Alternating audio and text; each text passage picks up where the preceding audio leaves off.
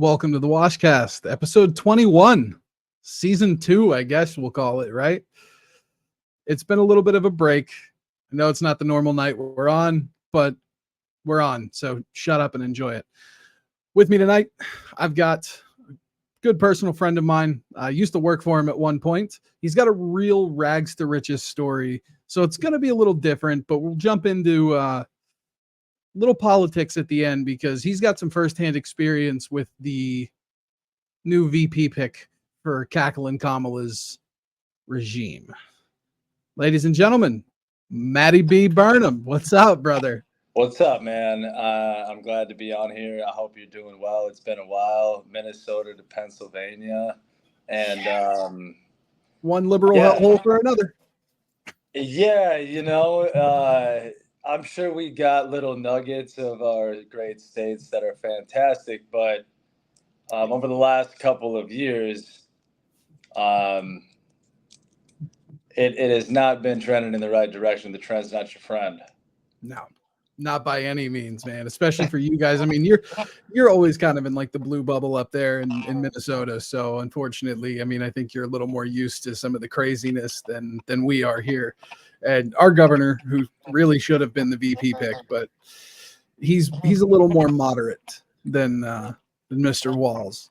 So I thought most people expected your governor to be the pick, actually. Yeah, they did. But that didn't turn out that way. No, he's a Jew. I think it was because he's a Jew. I'll be honest. There definitely is some commentary to support that. Yeah. And we're going to see if whatever charade has any traction. Because I don't think you can tell by the polls, man. I don't think you can tell much from them. They might as well be student test scores, right? Like, they're literally worthless. Yeah, at this point. Yeah. So, man, where do you want to start, brother? Well, let's start with you, man, because you've got a hell of a story, and it's something that when I initially started this podcast, I wanted to be able to bring different people in with different stories, different walks of life, and so the format kind of moved away from that after the first like 5 or 6 episodes. So coming back into the 21st episode, the second season, I guess we'll say, I wanted to kind of do a return to form. So tell us, give us the broad strokes. Tell us a little bit about yourself, how you got to where you are. Sure. I guess there's, probably just going back to square one is kind of how you were raised, and that generally influences where you end up. I have a great mother that raised me, by herself, and that is, a great thing to have. But being older now, with some kids of my own, you definitely see what 2-parent households can do for stability and rationalness. And there's just something about 2-parent households. And I'm not saying everybody ends up perfect with 2-parent households, right? But when you only got one, somebody's got to make the money, and then somebody's got to take care of the rest of the stuff, kids, sports, emotional stuff, whatever. Right. And my mom chose the former, which is to go make money. Right. And, I love my dad now, but he was pretty much MIA till I was about 16, 17. And then he ended up getting sober right as I started doing drugs, essentially. Now, was he a drinker, or was he into drugs too? He was into it all. I think the very end that he got sober from was alcohol, but I mean, he was in a band traveling the country, in real estate, and just grew up in the days of different days, right? And long story short, they split up when I was 1, so I didn't know anything. But my mom was broke, because back then it was more traditional, right? The man managed all the money, except for he just made the money disappear. And so that was the last straw. So I went to live with my grandparents, and she went into home mortgage back in whatever 35 years ago or 37 years ago. I'm 37 now. And so I only have vague memories of that, right? But I do remember like living with my grandparents in Roseville, and my mom would do her thing. We got our own spot in a little suburb city. And while you're younger, none of that stuff is all that big of a deal, right? Like Right. you just tag along. You got babysitters, you got grandparents. But then when you go to school, you start to realize that, a mother can't be a man. Like that's just my personal perception, right? Unless they gets into another conversation. We'll get to that later. But like there's no father figure. There's nobody Right. to really teach you how to play soccer or pick you up when you're down, but not in a coddled way, right? Right. And so it was still a benefit because my mom was really, really serious about never being broke again, because that's the Right. way that my parents' relationship was left, and credit was destroyed. And, nobody in my family was rich or whatever, or even had money. And so it was like, I'm going to go out there and get it. And part of that probably was like the easier path mentally for her as well. She's not too far from me or my father, where she was never addicted to drugs or anything, but she definitely became a workaholic. Right. And, so growing up, I was I was financially able to do all the sports and all that stuff, but like my coaches would like drive me home, and my mom would like pay them $500 for the season in order to do that, like whatever it took, Right. because there wasn't enough hours in the day to do everything. So Now, was your mom young when she had you? Because I mean, just judging from like the photos and stuff I see, she doesn't look that old. she is 60 now, so 23. Yeah. So she had 23. you kind of early on in life. So it makes a little even more sense why she wanted to kind of chase the career and the money, because she still had time. Oh yeah, she had a lot of time, man, and she accidentally landed in the profession that she landed, which was home mortgage. And if anybody knows anything about home mortgage prior to 2008, you got to imagine this would have been in the 90s. Um, if you wanted to get after it and you could sell, you know, you could make a lot of money, and the barrier of entry was nothing. You don't need a college degree. You don't need any of that stuff that, was required for a lot of other positions. And, Right. um, but it's nights and weekends. And like I'm in kindergarten and school, and then, you got to work or whatever. So it just became, not that I like didn't see my mother, because if she's your only parent, right, like inevitably you just gravitate towards that parent. And Right. when you get just a tiny bit older, we didn't have iPads and stuff, but dude, there was countless times where I'd just be sitting in the office, um, reading realtor magazines or coloring or whatever the hell you do. And dude, that was like our life for like a lot of years. And Right. then I was about to start school. So my mom met somebody who ended up being my stepdad, and we moved out to the sticks. I actually cried. I literally cried when I saw the lot, Oh because wow. I was in a neighborhood. I didn't know anything. We're driving out to the middle of nowhere, and they show me where we're supposed to live, but it's just woods. It's just trees. There's not any place to live. So I thought we were literally going to live in the fucking trees. And then my mom's like, no, you don't understand, right? We're like, we're going to knock this shit down, and we're going to build a house, and it's going to be my dream house. And it was a super nice place in Andover, Minnesota, which nobody freaking heard of 25, 30 years ago.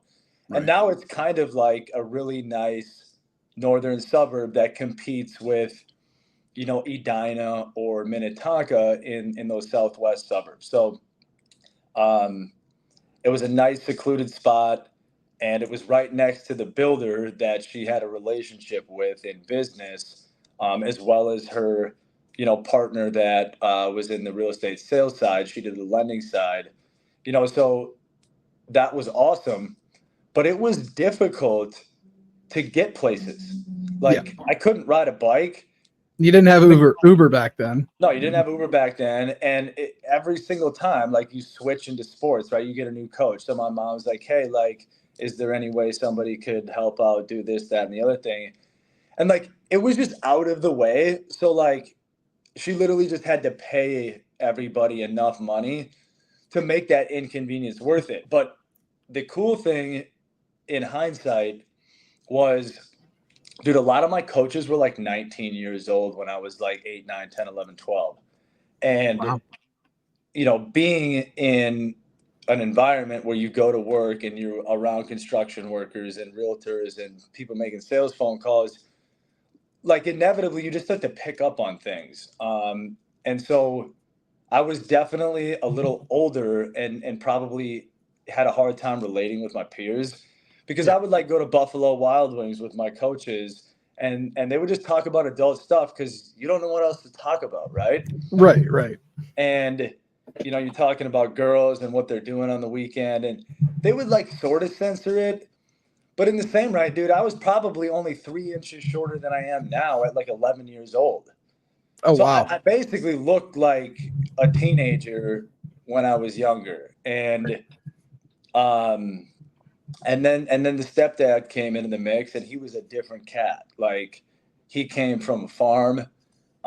He was sober, but like had a drinking problem back in the day because the war stories were just insane, right? Right. And she was related to my mom's business partner essentially. They were brothers. And so that was like the dopest years of my life. We bought a cabin up north. We all went up there. And as much as I don't like him, I really don't like him. Dude, he taught me something that my mom couldn't, right? I'll be frank with you, dude. I was not the same dude that you met. I was a pussy back then. And like I just remember countless times, whether it was horseback riding, four-wheeling in the swamps by the cabin, or even like, doing gas go-karts. I can't remember exactly how old I was, but like, dude, I'd have to like be pushed. I'd be like crying, and like he would just like not have it because my mom wasn't there. But when my mom was there, she would jump in and stuff. But that's what I mean. Like, I'm not sure if he did it out of the kindness of his heart or the right thing or whatever, but nevertheless, you have to be pushed to like figure out what you're capable of. And then that ended pretty abruptly. I had a younger sister. She's 11 years younger than me. She was born, and Jesse was super fun. Like he was a dude that never stopped moving, and like he was just crazy also. And we had a decent amount of money back then, which can make you enjoy your craziness a little bit more. Whether it's crashing four-wheelers, driving backwards down the fucking road for fun at like 55, climbing up hills with the brand new Tahoe. Like all this stuff was like the coolest thing in the world to me when I was 12, right? Right. And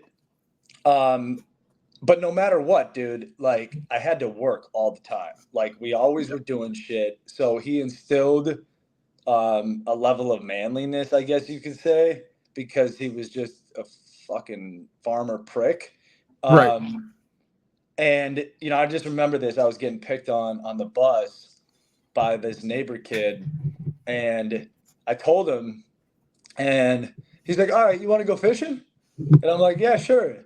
So we pack up all our shit in the vehicle, and this dude drives straight over to my neighbor's house instead.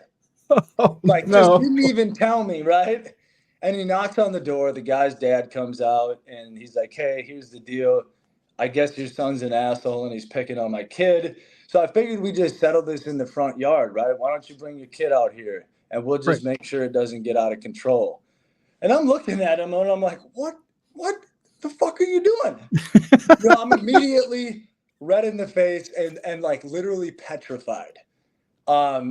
So that dude's dad obviously wasn't having it. He was like, "Fuck you, get off my property," right? Right. And I could see the kid in the background, and he's kind of poking his head around or whatever. And he starts getting cocky, rightfully so. The kid just was like that. And I think the dad knew that too. So probably got it honestly. Yeah, then my dad starts, stepdad starts shouting at him or whatever. So he comes out in the front yard and he's like, well, yeah, like I'll get down, whatever the case may be. So that was my first fight at like 11 years old. And I lost. I got this shit kicked out of me, and they broke it up and we went our separate ways. And so after that, he said, hey, like I was there and I was there to like stop, that line from getting crossed. Right. But he told me, he's like, don't ever start a fight that you can't win. And although he's a fucking deadbeat for the most part, that stuck with me. And I never lost a fight after that. I never really actually tried to get in one, but I certainly wasn't afraid to stand up for myself. That's like the moral of the story, right? Right. Once you get punched in the face and you get beat up, whether it's figuratively or literally, right, you just have a better sense of what you're willing to do to demand respect of yourself. And that was like back in the day where, it wasn't like Sue Happy end of the world shit. Right. And I mean, there was plenty of those that occurred all throughout my high school career. And dude, it gives you some confidence too. So, sadly enough, as soon as my sister was born though, he started drinking again. And my mom had been down that road, right? So I didn't even know anything. It was like literally the first drink he had. She changed the locks, kicked his ass out, said, see you later. Wow. And it was her house and it was her shit, And I think there was hopes of him getting his stuff together. But dude, my sister's 25 years old and, they don't talk. My stepdad now is going to be the best man in her wedding. And so, those experiences shape you, but it was a little bit of a lost moment for me. And I had a bunch of freedom, right? So like the same thing kind of happened where my mom worked a lot, but now she also had a little one. We sold our cabin and I was 13, probably tried smoking weed around the first time then. Right. And I ended up like just living at my cousin's place in the summertime on Turtle Lake. It was the most fun ever, right? But there was no adult supervision over there, which is also why I loved it. And you're kind of left to your own devices and got to do whatever the hell you wanted to do. Exactly. And so we were just innocent, kind of experimenting. And I didn't even know what it was, man. But all of a sudden I'm dropping acid at like 13 years old. And I got school the next day on top of it. So I didn't know what I was taking. And like, once again, you're hanging out with a little older crowd and you don't exactly know what you're really doing, but it's fun. And little did I know it was like an escape of reality per se, because dude, I didn't really know how to process him leaving. My dad was still kind of MIA. And now I got a sister that's really young and everything's just kind of stressful. And I just like wanted to opt out, like looking back at it.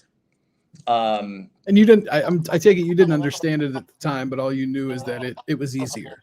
Yes. It was easier and it was more fun, man. And like, back then, dude, like life was less stressful, just as a high level. There was way less, political polarization. There was way less like, really just expensive living, which is currently the environment. And there was less communication and distribution. Social media wasn't around, dude. You just kind of lived in your own world and a lot of the other stuff didn't matter. And so when you kind of look at the scenario and you got like this safety net of like, hey, like money makes a lot of things safe. Like it really does. It does. And it allows you to hit the green button, which is go, right? If you don't have any money, you can't really do a whole lot. Right. And, I love my mother, but she was also easy to manipulate. So you start to use those characteristics that you pick up. And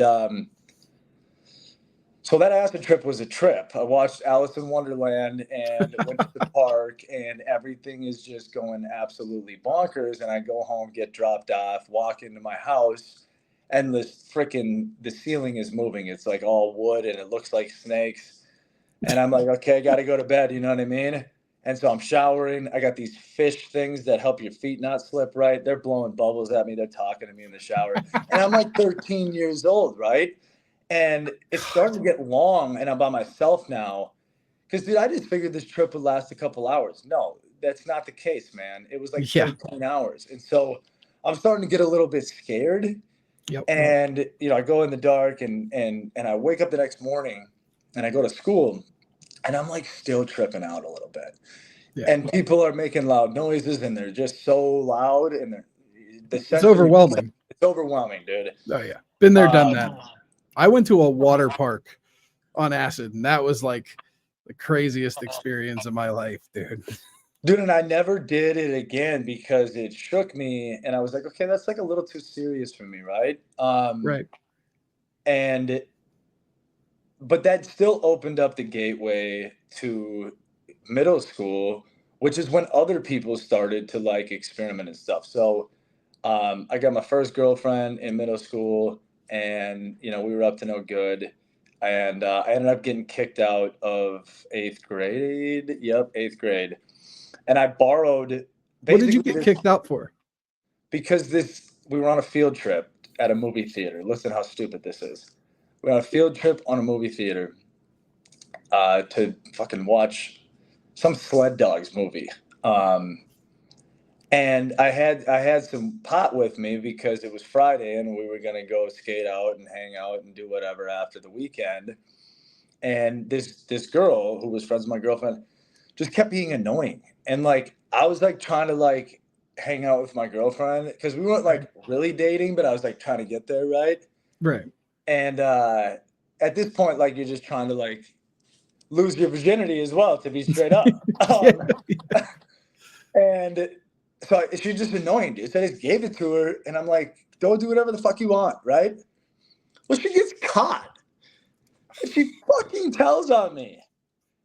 So we're back at the school. They raid my locker. They find a lighter and I think like a utensil, but it was brand new. There was no residue on it. So I get called down to the office. They find cigarettes in my girlfriend's locker, and they catch this lady who got caught with the actual weed smoking, getting high, right? So I'm posted up in this office with the dare officer, and they're interrogating me, right? And I'm like, dude, I like don't know anything you're talking about, right?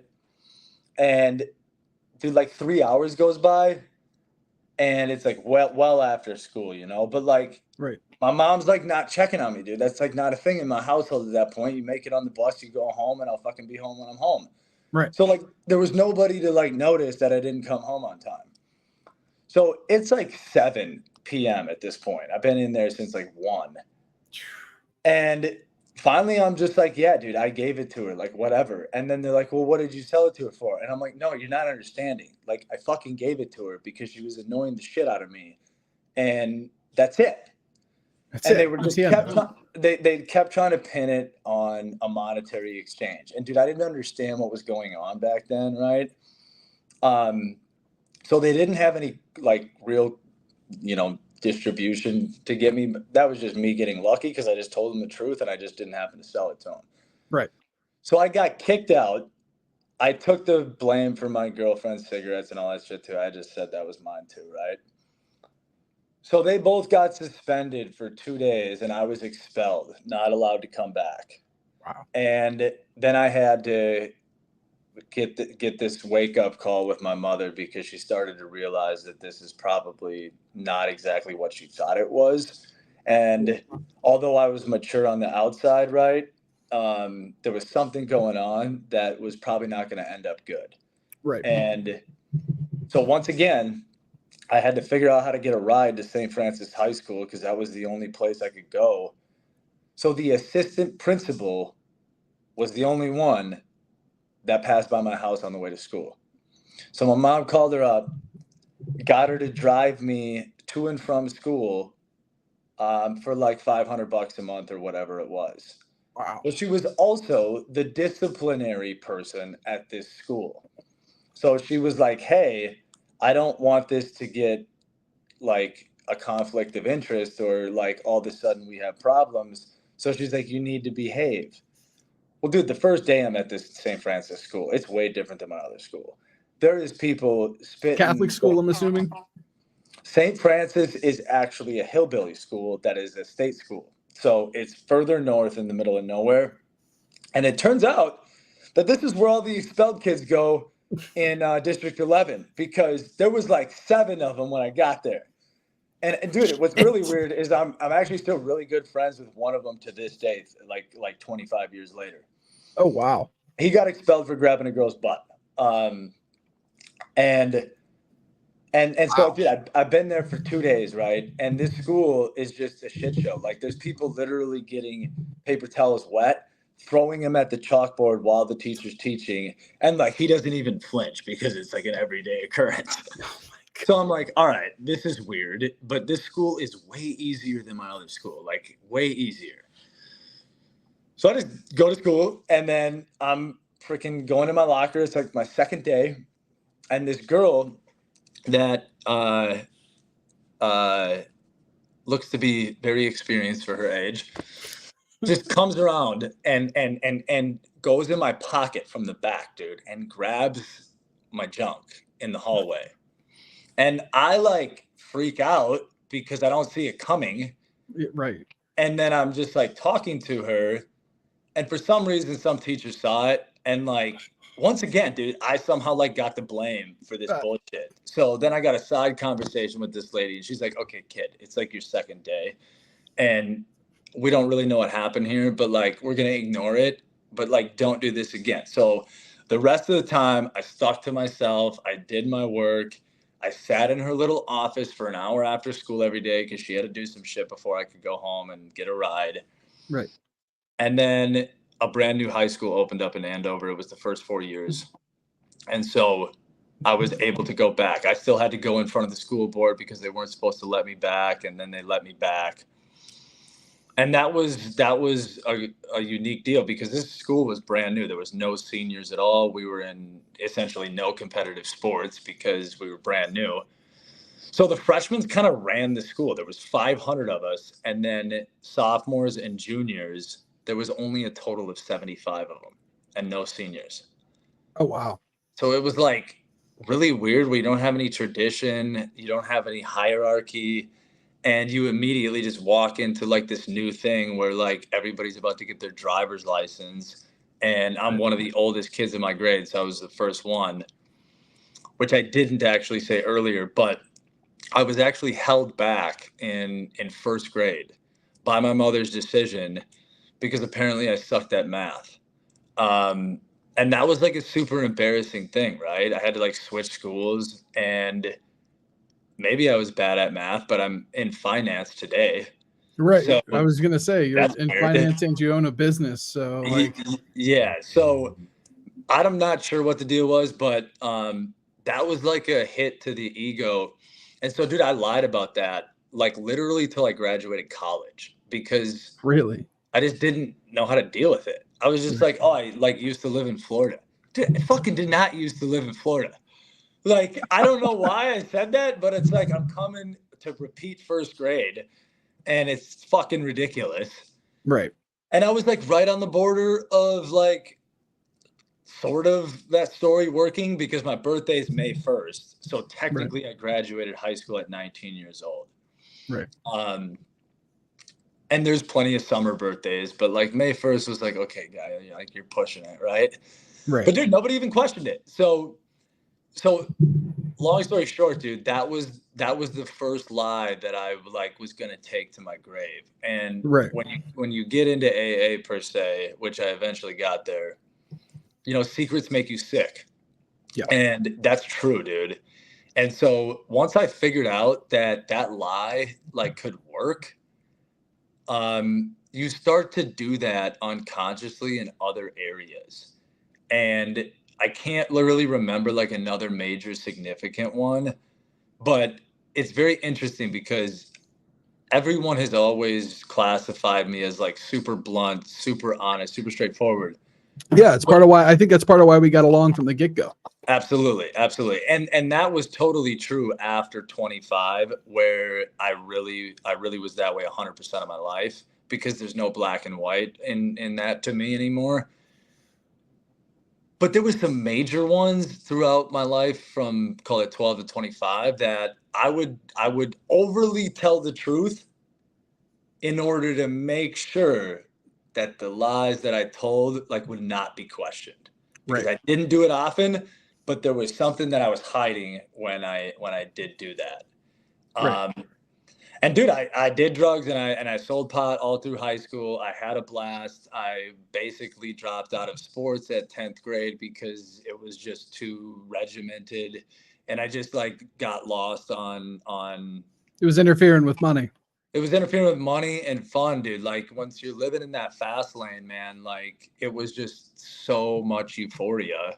Yeah. And we grew up in a time where, dude, the United States was just kicking ass, big timers and Lil Wayne riding on rims. Like everything was just really working out for the United States back then. Right. And it was just too easy. And part of that,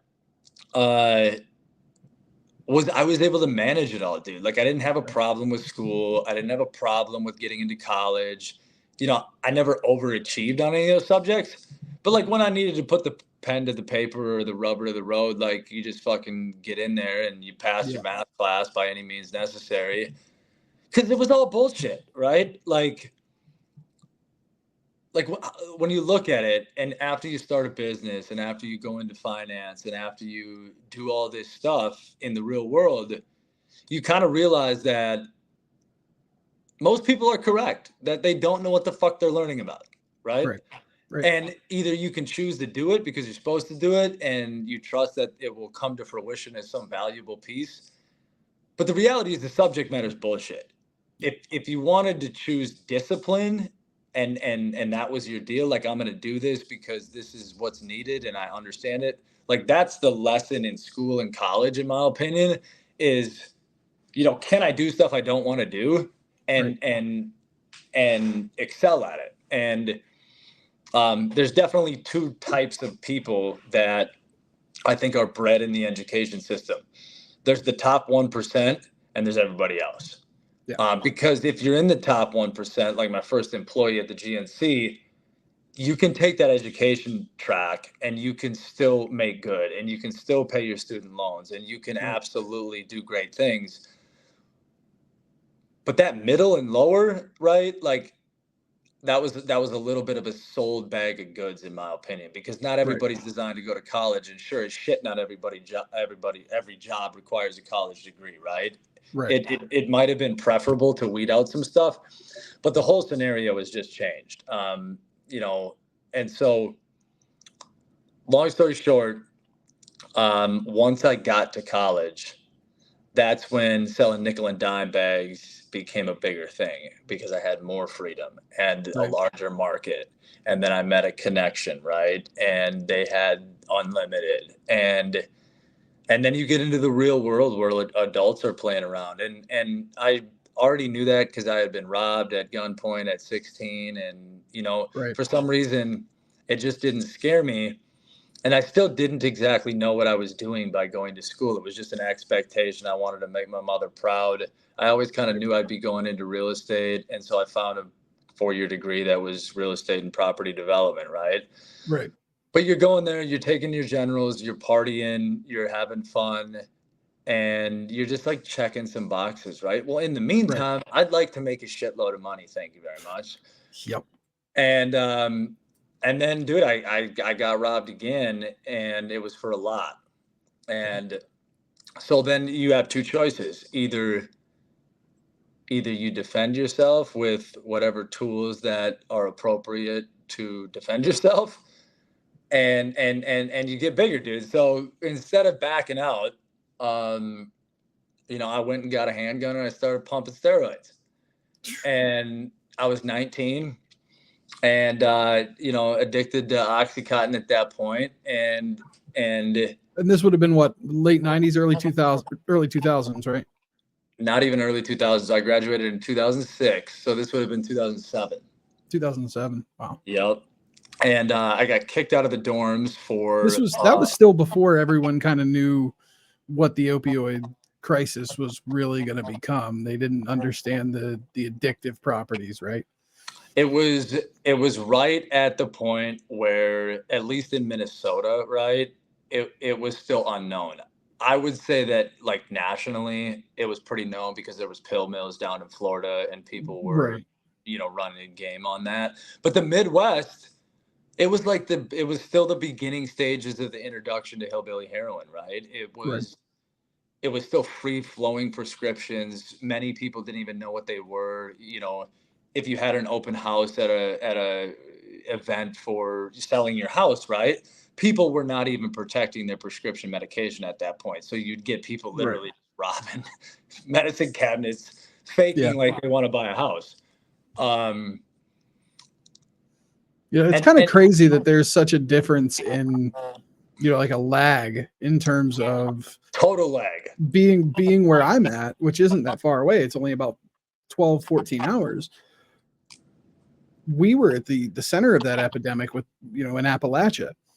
And you'd think 14 hours away, you would think it would have hit you guys before it would have hit Florida. You would think, man. But for some reason, it does seem, excluding meth, that the Midwest is just the last for everything. And, maybe our doctors are more conservative. Like, I don't exactly know. But at that juncture, call it 2005 to 2008, it was everywhere, dude. The hillbilly heroin name came to fruition. People were dying. I had friends dying. And then, I pretty much knew that whatever I was doing, like, was getting out of control. And so I went up to Beltrami County because one of my people that I did business with, his house was broken into and shot up, and he had to defend himself, and cops were called. And so he moved back up to Bemidji, where he's from. He's from the Indian reservation, right? And this is where it all turned from, like, fun and games, even though it was literally insane prior to that, but I still thought it was fun and games. I went up there, stopped at a gas station, asked where the bathroom was. And unbeknownst to me, there was a BCA agent, a Bureau of Criminal Apprehension agent, that was standing behind me in line. And I guess up there, it's a little bit of a red flag because I guess everybody knows everybody, and not a whole lot of people from the outside come up there. So who the hell is this guy asking for the bathroom? Right. And then I walked outside, and we called him Big Mike because he was a juice monster. And that Bureau of Criminal Apprehension agent recognized him getting into my car. So he proceeded to follow me, and we were doing an exchange. And I can't remember the exact quantity, right? But it was probably about $30,000 worth of weed. And we were just driving on the highway, counting bills and doing that, right? And then we were going to go drop him off with his girlfriend. Well, we got pulled over for no reason because I was following the rules. Right. And all of a sudden, it's like, shit, this is real. Because I got a loaded firearm in the trunk too. Yeah. Which is also Big Mike's, but nobody knows that because it's unregistered. And you don't have to register a gun in Minnesota. So I get pulled in there. He's asking me a bunch of questions. Is that still a thing? Yeah, you don't need more registration. Wow. I don't know why. It's crazy. But it's crazy being such a liberal state. Well, I guess outside of the Twin Cities, it's pretty deep red. But dude, so we'll get to Walls in a second. But yeah, if you look at who voted for him on a map, it's tiny spots, dude. The rest of the state did not. Yeah. So I'm up there. This guy, I don't recognize him, right? He pulls me out of the car. I pulled you over. No, you were swerving. Okay, fuck you, right? Right. But dude, there's fucking cash all over the car. You can't hide it. We're fucked, yeah. right? Yeah. my other buddy's sitting in the seat, who's just this innocent buddy of mine. And he's looking at me like, we're fucked.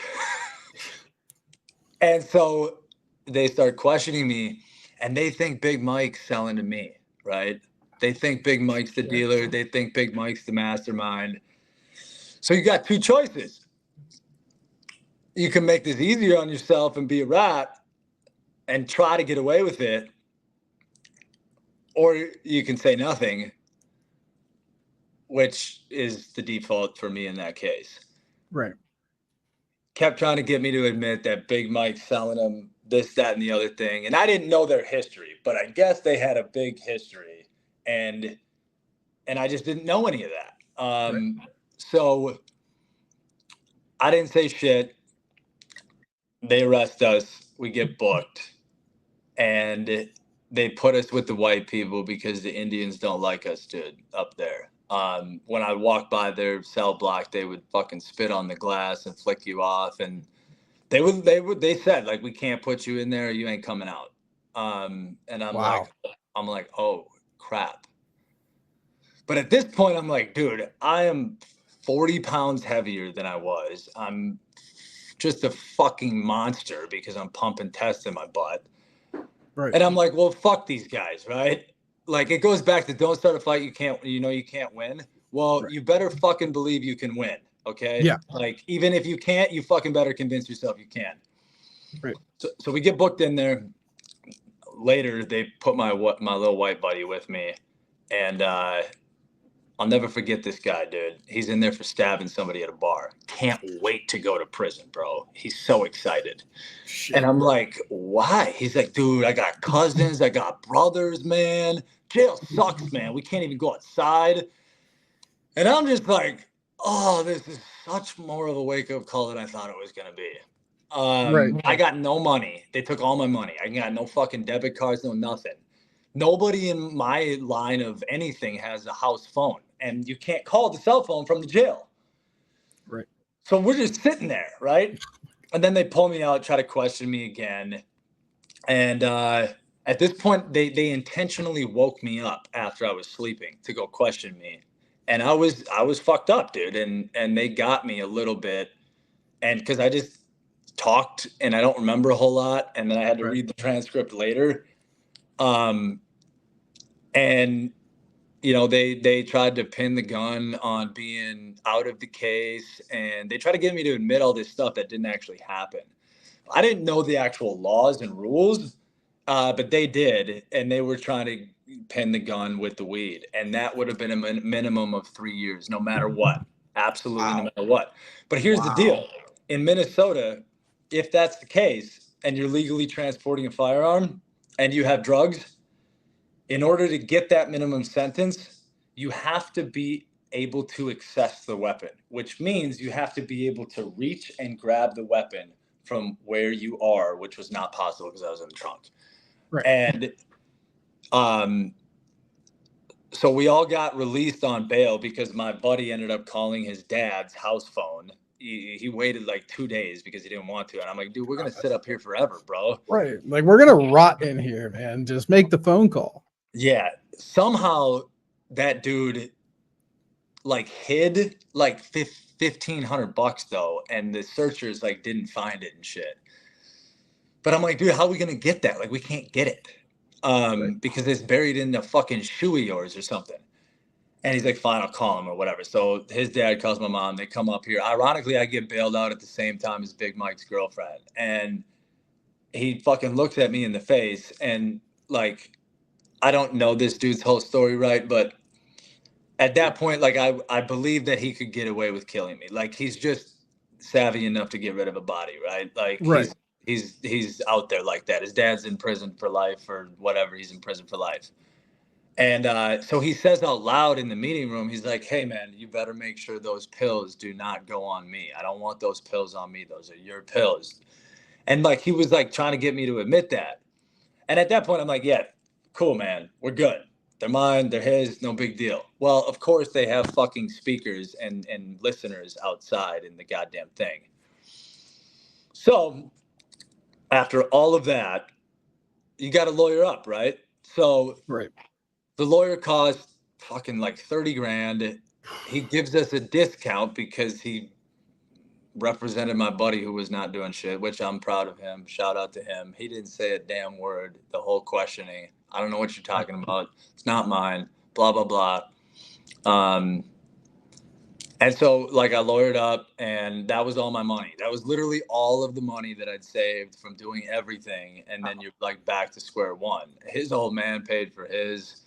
And 7 months later, we walk in there and my lawyer gets me a plea deal where if I don't get in trouble for 2 years, all this shit disappears. I can get my car out of the impound lot for $147. And you just got to stay on the straight and narrow, right?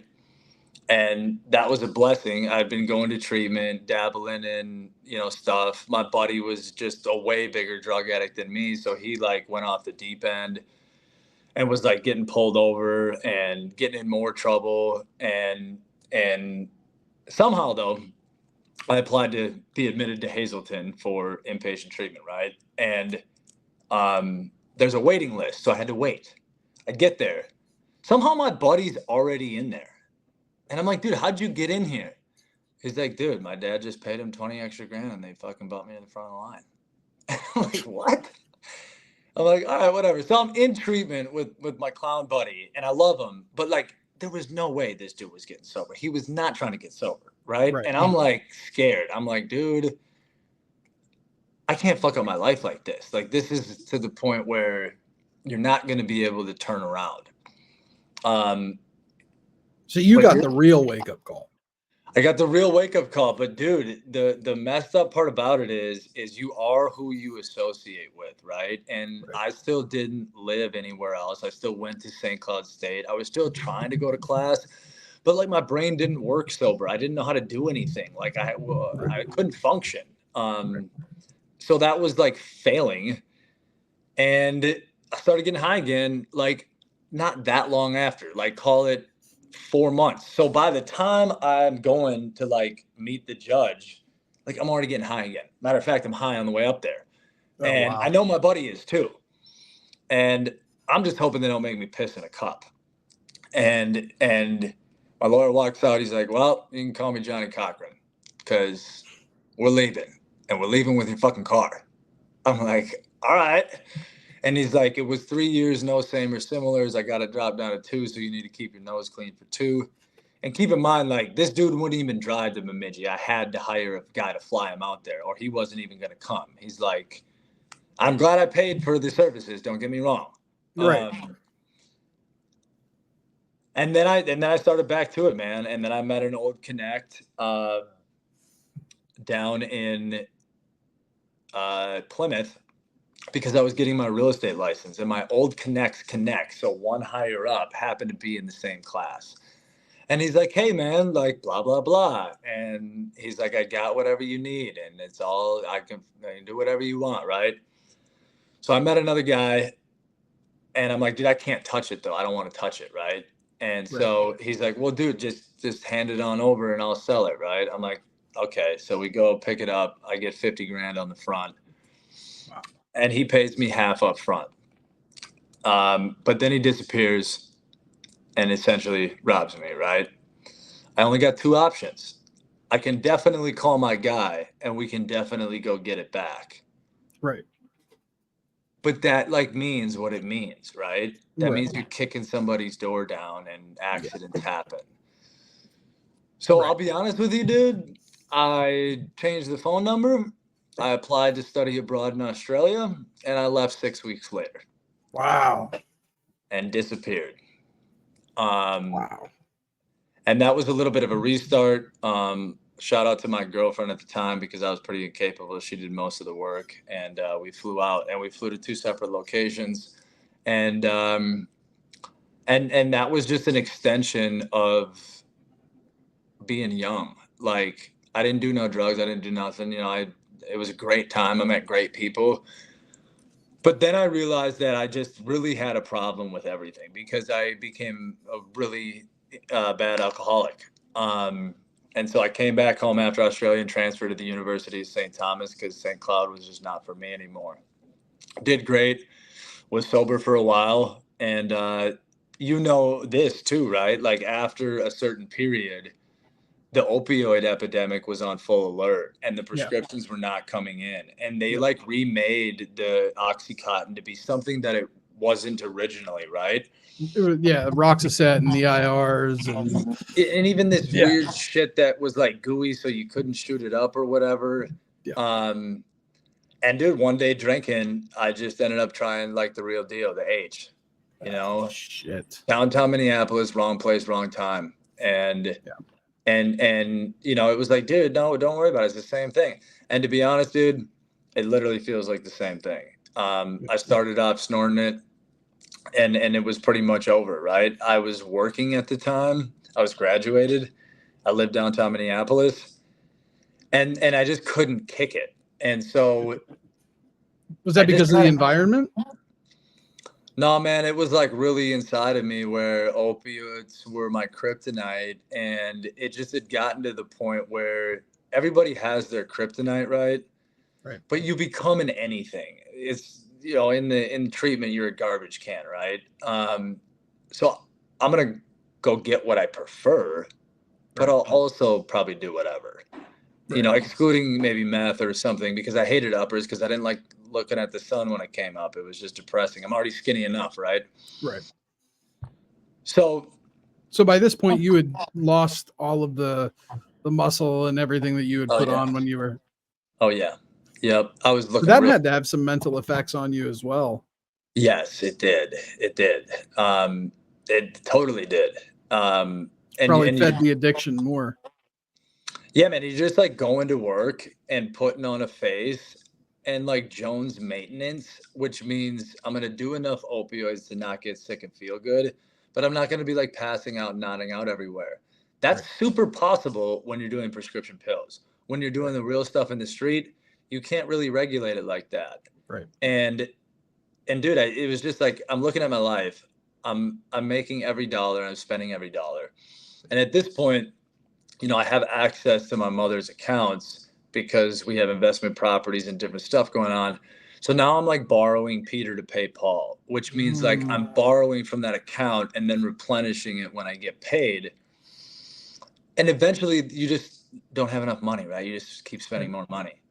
And so it was just this one moment where the same dude that I met that originally introduced me to it, he used needles, right? And I'm like, nah, fuck that. That's for losers, right? Right. Okay.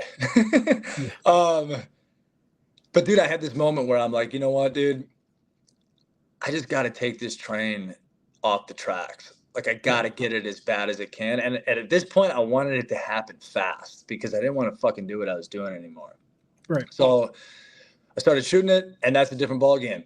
It's just a different ball game. So I never like I definitely overdosed by myself, but I never like was Narcaned or had situations like that. It would just be like I would wake up in my vehicle and it'd be dark out. But dude, it was like 3:00 when I last remembered something. And this is on the north side of Minneapolis, bro. So within 4 months of that, which is almost intentional based on my mindset, because I never had the mindset of like I'm gonna commit suicide. But like if I fall out and OD, like we're just gonna let the chips fall where they may, right? Right. And so you were way past that point of no return. Yeah, I'd mentally given up, right? But like, dude, you still go to work, you still do your shit, and then you know some days you just can't do it. But most of the days you can get up and you can do it. And dude, these dealers on there, right? Like, dude, they're up at 6 a.m., bro. They're online. They're all day. Yep. You know, except for when there's heat and different stuff. But it was just miserable. And I lived with a good friend of mine who didn't know anything, so I'm hiding it from him and I'm living with him. You know, obviously he expected it, right? But he didn't know the situation. Right. So he gets a job and he's moving to Chicago, and I'm like, well, that is probably the best for everybody. Right. But one day in north side of Minneapolis, man, I pass out at the wheel and I roll a stop sign, and wow, a cop hits me and wakes me up. And I pull into the CVS parking lot, And I look at this bottom of the Red Bull can. I'm like, well, that don't look good. Because that's where you just, mix it up on. And so they arrest me, put me in jail. And they want to catch the guys, right? But I had already been pinched like that in Minneapolis and rolled on somebody. And the way they work it down there, dude, you can't catch them, dude. You just can't catch them. The guy you call Right. ain't the same guy you meet. They swallow it. And honestly, the cops were on the wrong radio channel and fucked up the whole thing anyways. Right.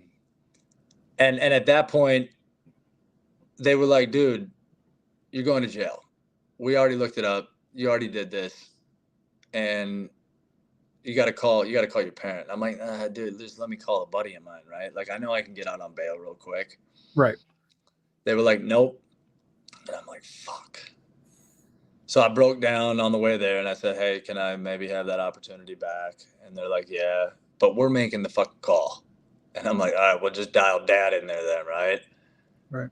I'll call my dad. How old are you at this point? 25. 25. Yeah. So I was working as an assistant for my mother at the time, being a loan officer assistant. But like not doing shit, right? She was bitching at me left and right. I was fucking worthless. Right. And then she found out I was stealing money because she eventually checked the account and it was depleted. And so I called my dad and I'm like, hey, here's the deal. At this point, my dad's been sober for a while. He had been there when I checked into Hazleton and all these jails beforehand. And he just kind of knew that, like, you're not going to, like, yell at me and pin me down. Like, it's just not going to work, right? So he was just kind of hoping I survived long enough to make the phone call. And I did. And so I called him and he's like, all right, well, I'll bail you out when I got a bed for you. I'm like, all right, fuck. So we called around. He got a bed at Unity Hospital, and then I went to the retreat in Wayzata. And dude, it's so interesting though, man, because I was done. I didn't want to do nothing, so I checked myself into Unity Hospital, and they're basically mandating that I take these prescriptions, which is Suboxone or whatever, right? Yeah. And I'm like, brother, like, I just don't want to do that, right? Like, I've done that on the streets. That got me by when I didn't have dope, but you're still addicted to it, dude. And I had friends of mine that were on it, and they were going to kick me out for not taking them meds. They were literally saying, you don't belong here. But I'm like, dude, I'm literally dope sick. And it was crazy, bro, because in that whole place, there was 22 of us on the men's side. There was only 2 alcoholics. Every other person was in there for opiates. That's how bad that epidemic had got. Wow. I ran into a guy that I met years and years ago, and dude, he was on full dose of Suboxone, and like he's still withdrawing, like he still couldn't sleep. So I refused, and I'm walking up and down the halls. I can't sleep. They let me take hot baths once in a while, and my counselor overrode the medical MD's decision, and it's because he got sober when he's a heroin addict and they didn't have those meds. And so he was like, I overrode the decision. The MD ended up coming back to me the next day to apologize. And it was the weirdest thing in the world, dude, because who knows what this guy does with his life, but he showed up with the largest black eye in the world. Jesus. And I'm just sitting there like exhausted. I haven't slept in like 3 days. And he's like, I'm sorry, blah, blah, blah. You can stay here for 72 hours until all of the stuff is out of your system. And then you kind of do have to go. And I'm like, that's all I wanted, man. Right. I don't want to get addicted to some other bullshit. And you want to be done. I want to be done. Yeah. And then I went to this non-clinical treatment center, which didn't allow any of that anyway. So it was a perfect setup. Thanks to my dad. But still, man, I was so lost. I'm a college graduate with $80,000 in debt. And I mean, to be honest, I can't remember what I learned in school. That's my fault too. But, but I got everything checked, marked off on a resume, right? Like nobody knows the fucking back end deal. And fortunately, the felonies won't show up. Right. And so long story short, dude, that was all the carnage. And after that, it was just slow baby steps to turn the life around. So I lived in a sober house for 13 months. The requirement was 6. I didn't have anywhere else to go. And I started the GNC that you were working at, right? When I was in that sober house, the house manager gave me permission to stay out a little bit later at the office to try to That work on it. was that Brooklyn Park first, or was that? Yep, Brooklyn Park first. Yeah. And I met great friends, bro, like the best friends of my life. And so I bought a house. The day the store opened up, I closed on it. And Wow. 3 of my roommates came and moved in with me. So we had like another little sober house that was a little more free because there was no rules. Right. And that's how the straight and narrow started, dude. That's how the honesty and self-reflection and believing in a higher power, because that was not on my agenda. Right. And you just jump in and you start swimming, because I didn't know what I was doing. I was in over my head. It's a franchise, but like, to be honest, the setup of the franchise, they really left you pretty empty handed on Right. day one starting your business.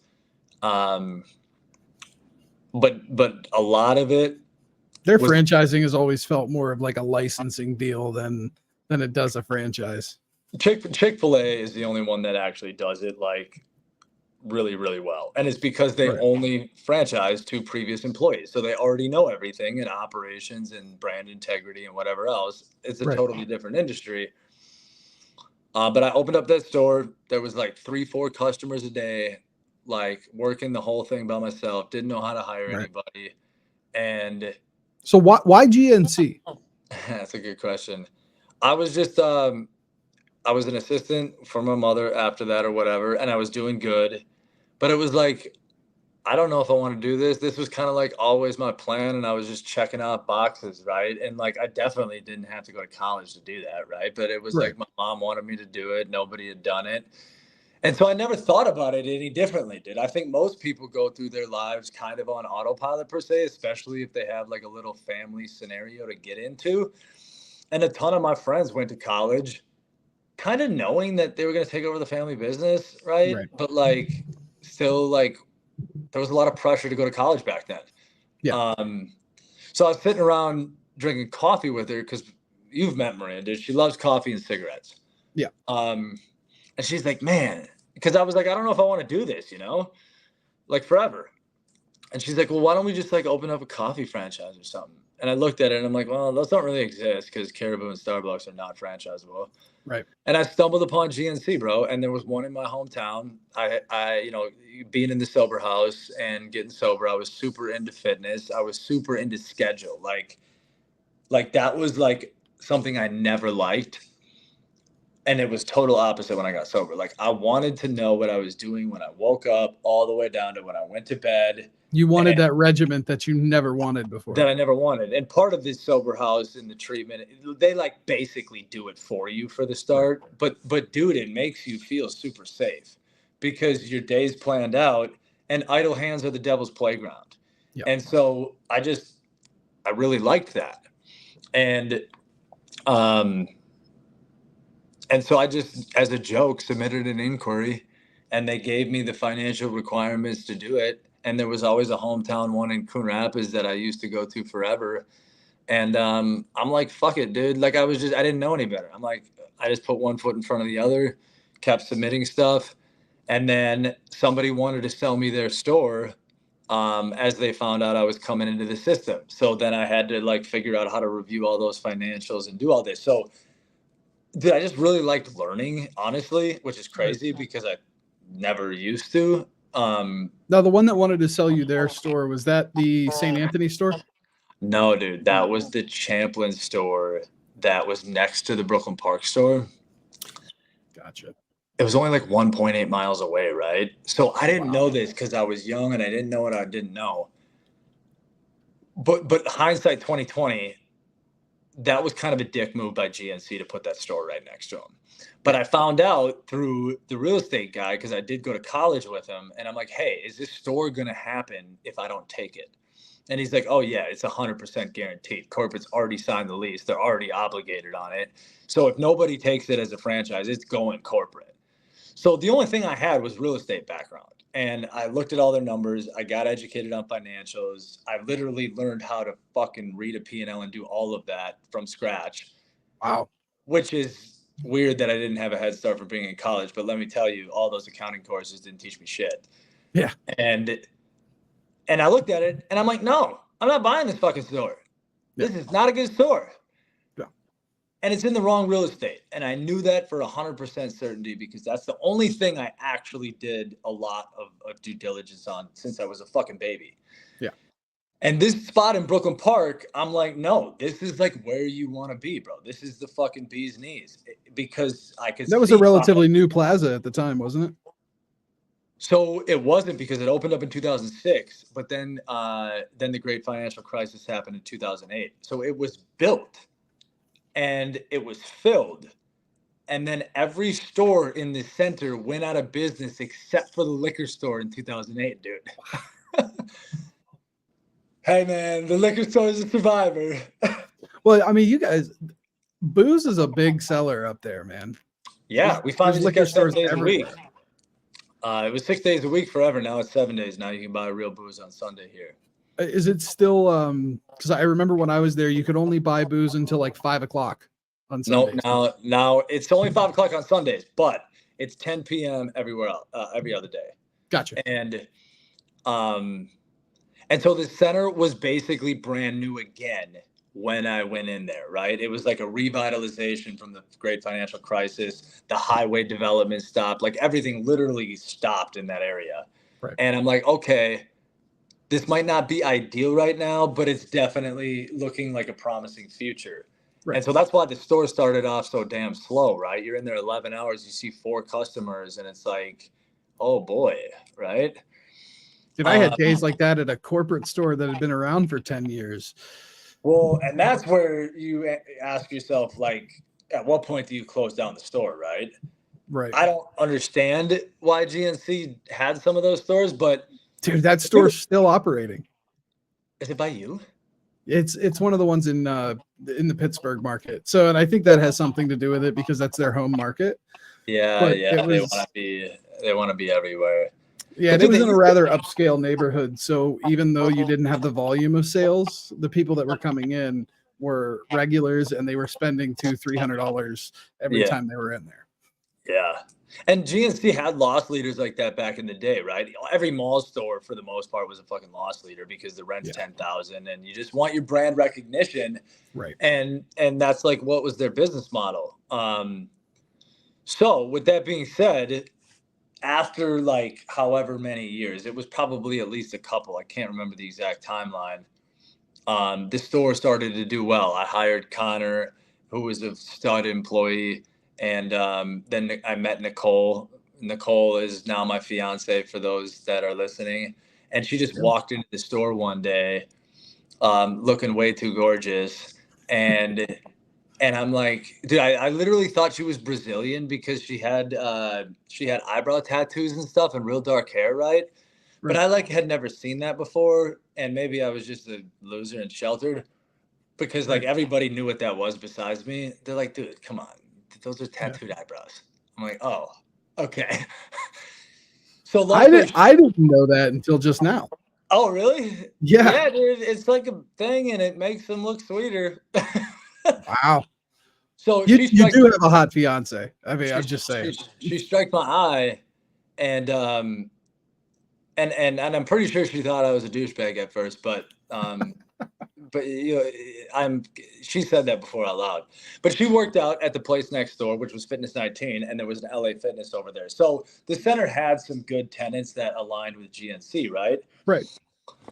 Well, Fitness 19 went out of business. That turned into Farrell's Extreme Body Shaping years later. That was the one that you used to do all the events with. Exactly. Yeah. And that turned out to be a way better partner. And the boutique fitness thing, like, basically took off all over the nation. Yeah. And the center started to get filled. There was food places. There was construction of residential again back in 2015 to 2018. Yeah, you guys got a pita pit. Yeah, that went out of business, man. I'm really sad about that. Yes. Oh, that's a shame, man.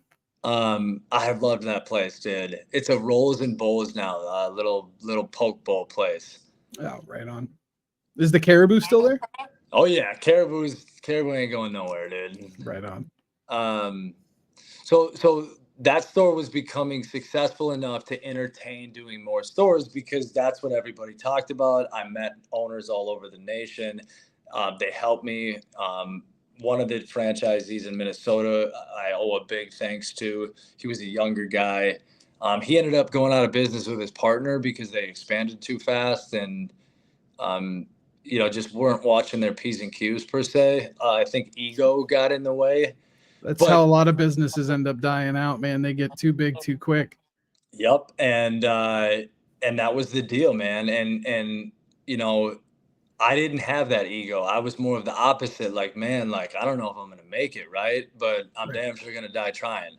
Right. But he helped me out a lot with all the stuff that GNC didn't teach me, because he was a corporate employee for 10 years and then opened up all these stores. I think he even referred me an employee at one point when I was short staffed. So there's been a lot of good people that have helped me out along the way. But Nicole's gym closed. She went over to LA Fitness because they bought their memberships. And then I met her there. And, we just started dating, and her dad's business was sold. So she had some availability, started working in the store. One thing led to another. And then I took the leap of buying St. Anthony, which you're super familiar with. And I bought that from corporate. And 2 is way different than 1.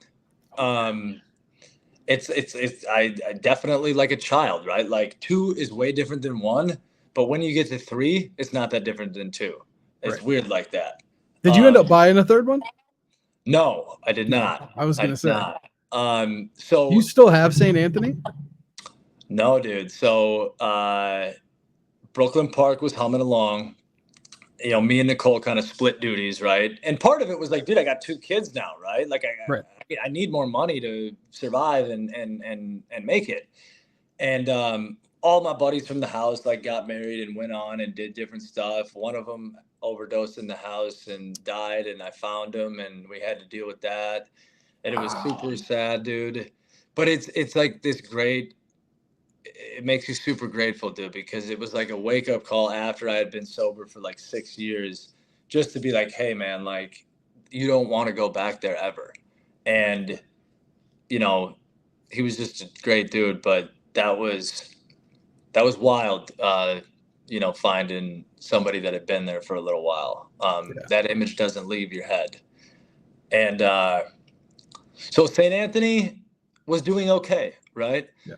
But I'm like, listen, this is not like Brooklyn Park. Your area and real estate is not trending in the right direction. So the lease agreement came up, and I tried to negotiate with them, and they wouldn't.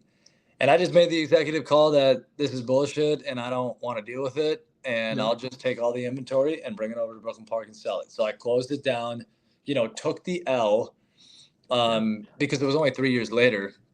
And it wasn't that big of an L because I was able to have another location to sell the inventory out of. And then all of a sudden, you have all of your grade A staff at one location, and it really makes a difference. All your time and energy is focused on the one location.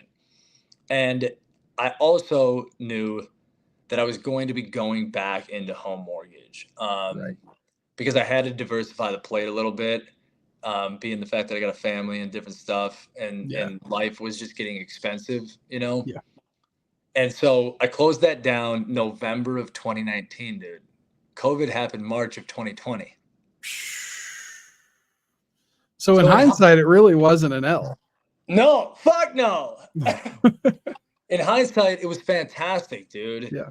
COVID happened. That was weird. We got to stay open, but sales just tanked the first couple of months because everybody didn't know what the hell was going on.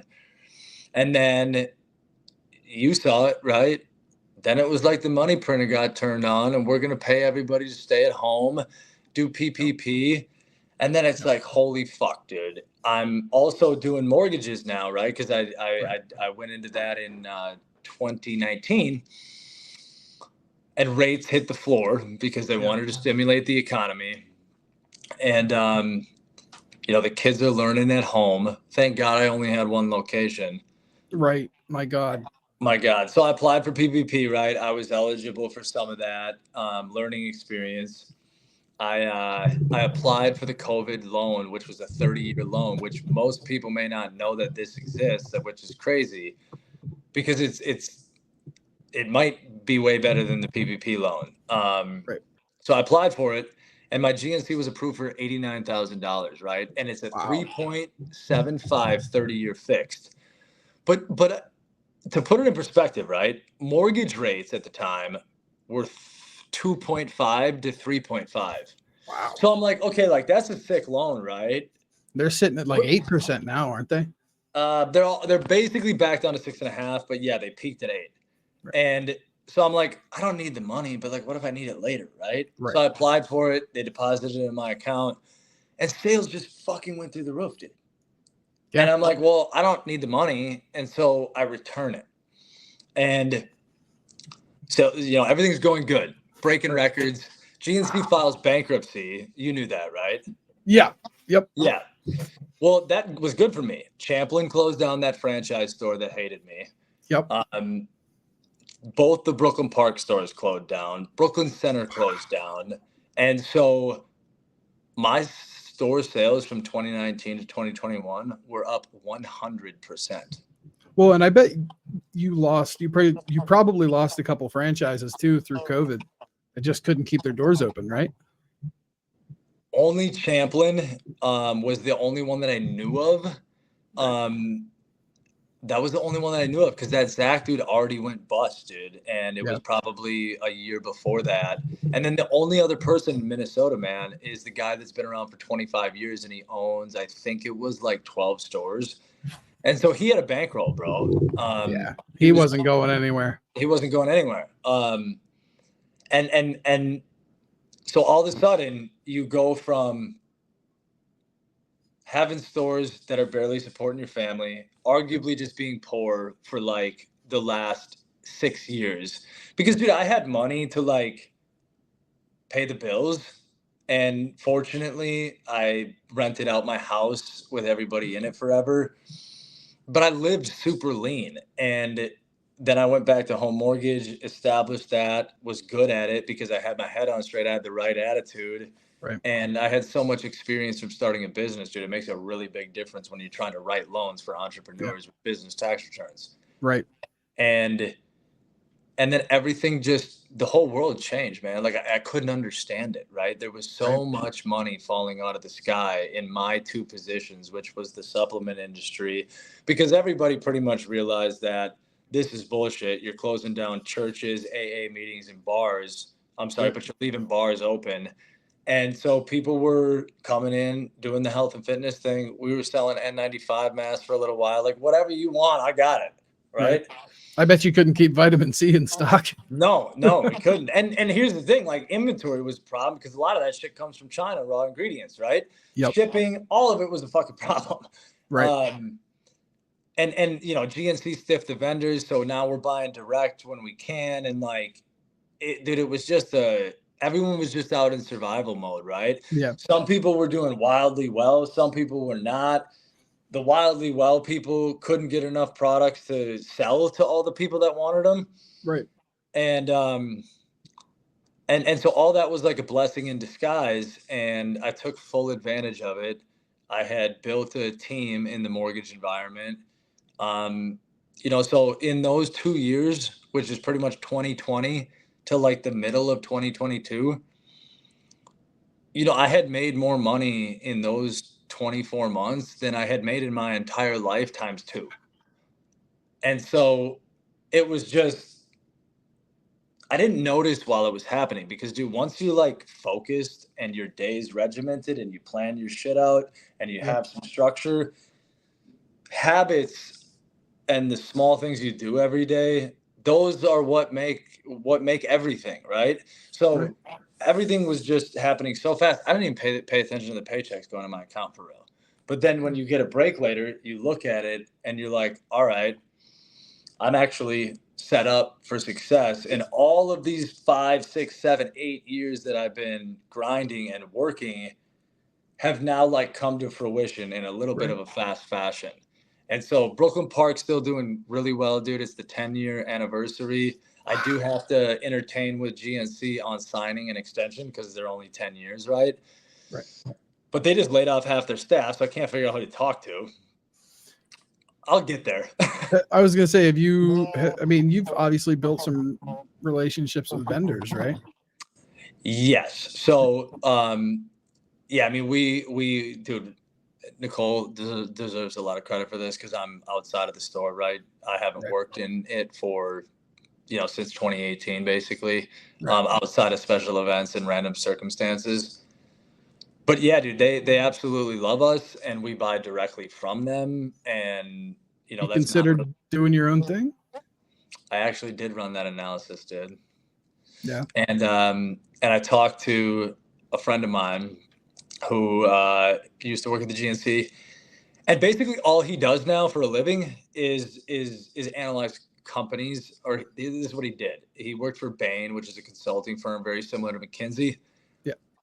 And they just look at companies that are in trouble or whatever their financial situation is, and they engineer all of the possible scenarios. So I talked to him a little bit, and after running the analysis, it sounded like a good idea, dude. And part of me wants to do it because I'm sort of a freedom maximalist and I don't really like anybody on top of me. Right. But I also know a lot of independent owners throughout the nation. And although GNC has thoroughly fucked up a lot of things, did the brand name and the distribution and all of that stuff, along with the fact that it's already established, already running, I'm probably just going to ride it out the way it is, dude. The risk reward and the time commitment and all that stuff, doesn't make a whole lot of sense for me. But I did the analysis because I was about to do it. Yeah. And part of it is, dude, do I keep this for another 20 or 15? Or do I not know that I want to do that? And basically, I don't know if I want to do that, man, because I may not reside in Minnesota for my whole life, and the trend is not your friend on that, right? So I don't want to go for the home run deal if it's like not my forever home, and so we're gonna go ahead and sign the extension. We're doing super well, man. We're the #1 store in Minnesota by far. That's awesome, dude. Yeah, like you see our deadlift competitions and our summer bash, and it's wild, dude. We get people packed in the parking lot, right? Like you're not seeing that at another supplement store. So those are the things that you got to do and figure out how to do that are not teachable. School can't teach you that shit. And same with the vendors, right? Like they want cash. Go ahead. It's one of those things too, where, I mean, I think you and Nicole especially have really made that yours. It's got the GNC moniker and it's got the branding, but people aren't going to it because it's a GNC. They're going to it because it's Matty B's GNC. Exactly, dude. And the name worked out a little bit well. It's kind of ringy, but dude, I got it plastered on the front door. We got a TV in the shop. We got Twin Cities Live Well as the IG tag. And I mean, dude, it's like referred to as Matty B's GNC. So it's differentiating. Like we have customers coming that pass by GNC stores on their way to our store, right? Because they get an experience, and we have the inventory. And you know as well as I do, like some of these places, you're walking into a GNC, and if you don't get some type of experience, some type of help, why don't you just buy it online? Right. Why don't you just buy it online? Well, and that's what even at corporate, I think, separated, because I had customers that drove right past Ross Park Mall and 2 other franchise stores to come to mine, because I had, myself and 2 other people that, they maybe didn't look the part as much as some of the guys in the mall stores, but we took the time to learn about the products. And you were able to educate. So, and that's something that you and Nicole do very, very well. Absolutely. But there's also another side of the coin where like some of the younger cats have a tough time with this. They haven't experienced enough life yet.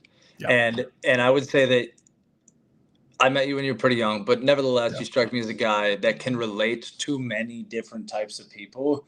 And that's what you want to be able to do in any sales job. And Dude, the reality is yes, they come for an experience. We got an in-body, we run contests, we run all that. But do people still go to actual boutique shops, whether it's a workout center or a GNC or a female clothing shop, right? Yep. Because they enjoy and value being around the people that work there. Dude, not everybody has a big ass group of friends right now. Some people like to come in and shoot the shit for 20 minutes and then go back to whatever they're doing. And that's why brick and mortar retail like just won't die, dude. Like I just don't ever believe it will die. But there will be a lot of scenarios that can't offer something like that that then will die. Yeah, it's the big box stores. It's the JCPenney's and the Macy's. It's those guys that are dying out. Dude, and specialty retail, as long as you don't run it like a loser, has its place forever, dude. I really believe that. I think that if I'm going into a Macy's, now you're telling me, well, now I got to basically assume the employee's job just to figure out where the fuck anything is. Yeah. And when I do ask for something, you know, I'm not getting that friendly treatment. Right. You know, why do I want to do that? And the real estate footprint's way too big. And so, you know, that's the story of, without having like a script of, you know, how you just start with everything from the external, like outside, right? I started with everything anybody could ever want. I never needed to be starving. I never like had lack of love from my mother, even though I didn't see her a lot. Right. But that is the weird thing that can happen in like America or anybody's family, all walks of life, is because, dude, I would say that my perception of the messaging when I was younger just like didn't make a whole lot of sense, man. And if you're kind of like a person that needs to know why about everything, that question will kind of drive you insane, man. And if you don't get somewhere with that, you don't have any purpose. And so I didn't have any purpose. And so fun was great. But then you always got to next level that up, dude. You next level it up. You got to like keep the stimulation going. Right. And that's not purpose. No. You know, chasing pleasure versus chasing purpose is like a real thing we should all ask ourselves on what we do, because we're going to do both, but the purpose has to guide you. And, you know, meeting Nicole and being responsible for young kids, which is something that I didn't have on the agenda, by the way. I was not gonna have any kids. I was kind of a selfish dude that wanted to run around and do whatever he wanted. Yep. But it gives you, and it was an accident that I met her, and it just kind of, one thing happened after the next. But whatever your purpose is, dude, that's something that's really big, and it doesn't need to be perfected. And purpose probably changes as we get older, like I just outlined to you. But that's just something I feel is missing in growing up in America.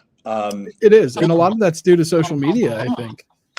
I think it is too, but dude, I really truly believe that at like the fundamental level, it comes down to parents. And I think parents have an extraordinarily difficult job of helping with that.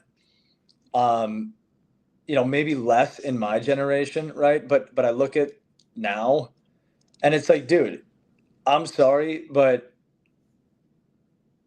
when you're out there trying to make it and you're working 2 jobs and inflation is ripping your finances apart, that changes the dynamic of a parent, dude. And finance is the number one reason why people split up. And, you know, you can go all the way back to, you know, the jail sentences of the inner city folks and the fatherless kids that are a byproduct of 15-year fucking jail sentences for a gram of crack, right? Yep.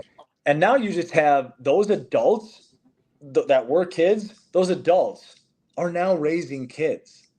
But they literally have but why would they know how to do that? Right. Right. And so then I think social media makes it worse because, like, back in the day, dude, I probably watched too much television. That became a little bit of reality when you're young because you don't know any different. And now the same is with social media. But these are like real people that you get to follow. And it's way Right. more seductive. And Yep. and dude, I don't really know how exactly to form it into words. But the engine of like propaganda or narrative is, dude, it's astonishing what they're capable of now. And Oh yeah. like we can jump into that political environment if you want, but Yeah. you know, Google is not free flowing information. Facebook's not free flowing information. Twitter maybe a little bit, but dude, you still get your echo chamber and stuff, right? Oh, And there's it's very easy to create an echo chamber on X. I mean, yes, that's the problem with algorithms. I mean, you yes, see it on exactly. every single one where, like, I've noticed when you take X and Threads and you put them side by side, Threads has a much more aggressive algorithm where if you like 3 or 4 things, your feed is filled with it. X still forces me to look at some blue-haired 400-pound non-binary they thems with shitty opinions Me too. because it's because it's the opposite of what I'm doing. Yes. Which that's a little more free flowing. It is. But like, dude, it requires this mental acuity or smartness, right? That you have to develop, and it's really hard to put into words. Yeah. Because like I have the same. I have my things that obviously resonate with me, and then I have the opposite. But those will kind of piss me off when I see them. You know what I mean? It Like, makes you realize why we like the echo chambers. yes, right. But if you don't Yep. know that you're in an echo chamber and you think that that is indicative to the majority or the rest of the population, then you live in a false reality, right? And perception is reality. So how does the new, what do you want to call her? What is Kamala Harris? I mean, whore. Well, like in the political environment Oh. of like the vice president that is nominated to be president of the Yeah, Democratic Party. the Democrat nominee. Okay, the Democrat nominee. Okay, how does that situation occur, which she's been invisible for 4 years, basically? Mm-hmm. How does that occur with no votes, no primary, no nothing, right? She is literally pulling a Joe Biden by basically being invisible, except for we don't have COVID, and she's not old as fuck, and she's She's 60, so she's starting to hit that cusp of out of touch with current generations, I think. all right. Well, she's not like straight up dementia, right? And so Biden She's just won. retarded. Yeah, she's just retarded. I totally agree. But Biden won that election from his fucking basement. But that was like totally explainable. I was busy trying to protect my family, protect my business, basically going out in the world, making sure I didn't get arrested because apparently I wasn't supposed to be out there, but I got to do what I got to do, right? Right. That was a totally different ballgame. Now you have the polls basically saying that somebody that came out of nowhere that always polled the worst in history is gaining massive traction, but basically hasn't appeared anywhere publicly and said anything of substance. And dude, it's because the engine of the machine, which I can't even put into words, but it's CNN. It is all the things combined and all the money combined. It's big tech now. It's the money behind it. It's the alphabet agencies behind it. But dude, it is an astonishing CIA level, like, behavioral engineering, man. It's wild. Because if I didn't know what I knew and just watched the stuff that I watched, I'd be like, huh. Wow. How about this lady? Yeah. She was never the all right. She seems all right. Yeah. She cares about people. She's compassionate, right? But I also know Tim Walz, right? I also know that guy, right? And so I basically know both of them because I have gotten involved in it, because it seems like the method that everyone I knew that was around, fucking ignore politics, go sell, go make money, go take care of your family. But dude, ever since 2020, they have now gotten into my life, right, in a fashion that's never happened before. And so their decisions, policies, and all of that now directly actually influences my daily life. So I think it's kind of ignorant to say I get to ignore everything now, because you've already been proven that if you choose to do that, you will have to accept whatever consequences come. And these are not some national charade level foreign policy bullshit. This is like, I might tell you what to do tomorrow. Yeah. That's not going to fly with me, right? Well, And I mean, wasn't it Waltz that said one person's socialism is another person's neighborliness? Yes. Dumb as fuck. Yeah. So, horrible idea. So let me ask you this, since I've been talking the whole time. Yeah. Do you think socialism has some draw for some reason? Like how the fuck are you using that and memeing it out to the world and saying it on television? Like, basically, dude, do you think the younger generation is being sold on the idea of socialism in a fancy colored package? And does that look attractive in some form or fashion if you are a little bit ignorant? So, I mean, in terms of the younger generation, I don't know that they're being packaged with, a pretty little bow. I think this is something that happened 30, 40 years ago.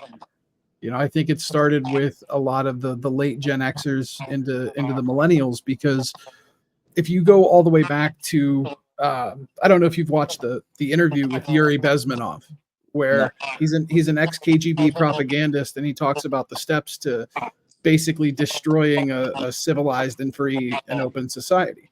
And the first part of that is demoralization. So a lot of it comes through the media, the things that you're shown every day.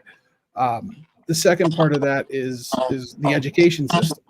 So you start to feed these ideals in, and it can take anywhere from, they say, 1 to 15 years. And what happens in that time is that ideology moves into the colleges and it slowly creeps in. We've been doing that for 40 years. Yeah. So I think that the previous generations are just repackaging what they have been taught.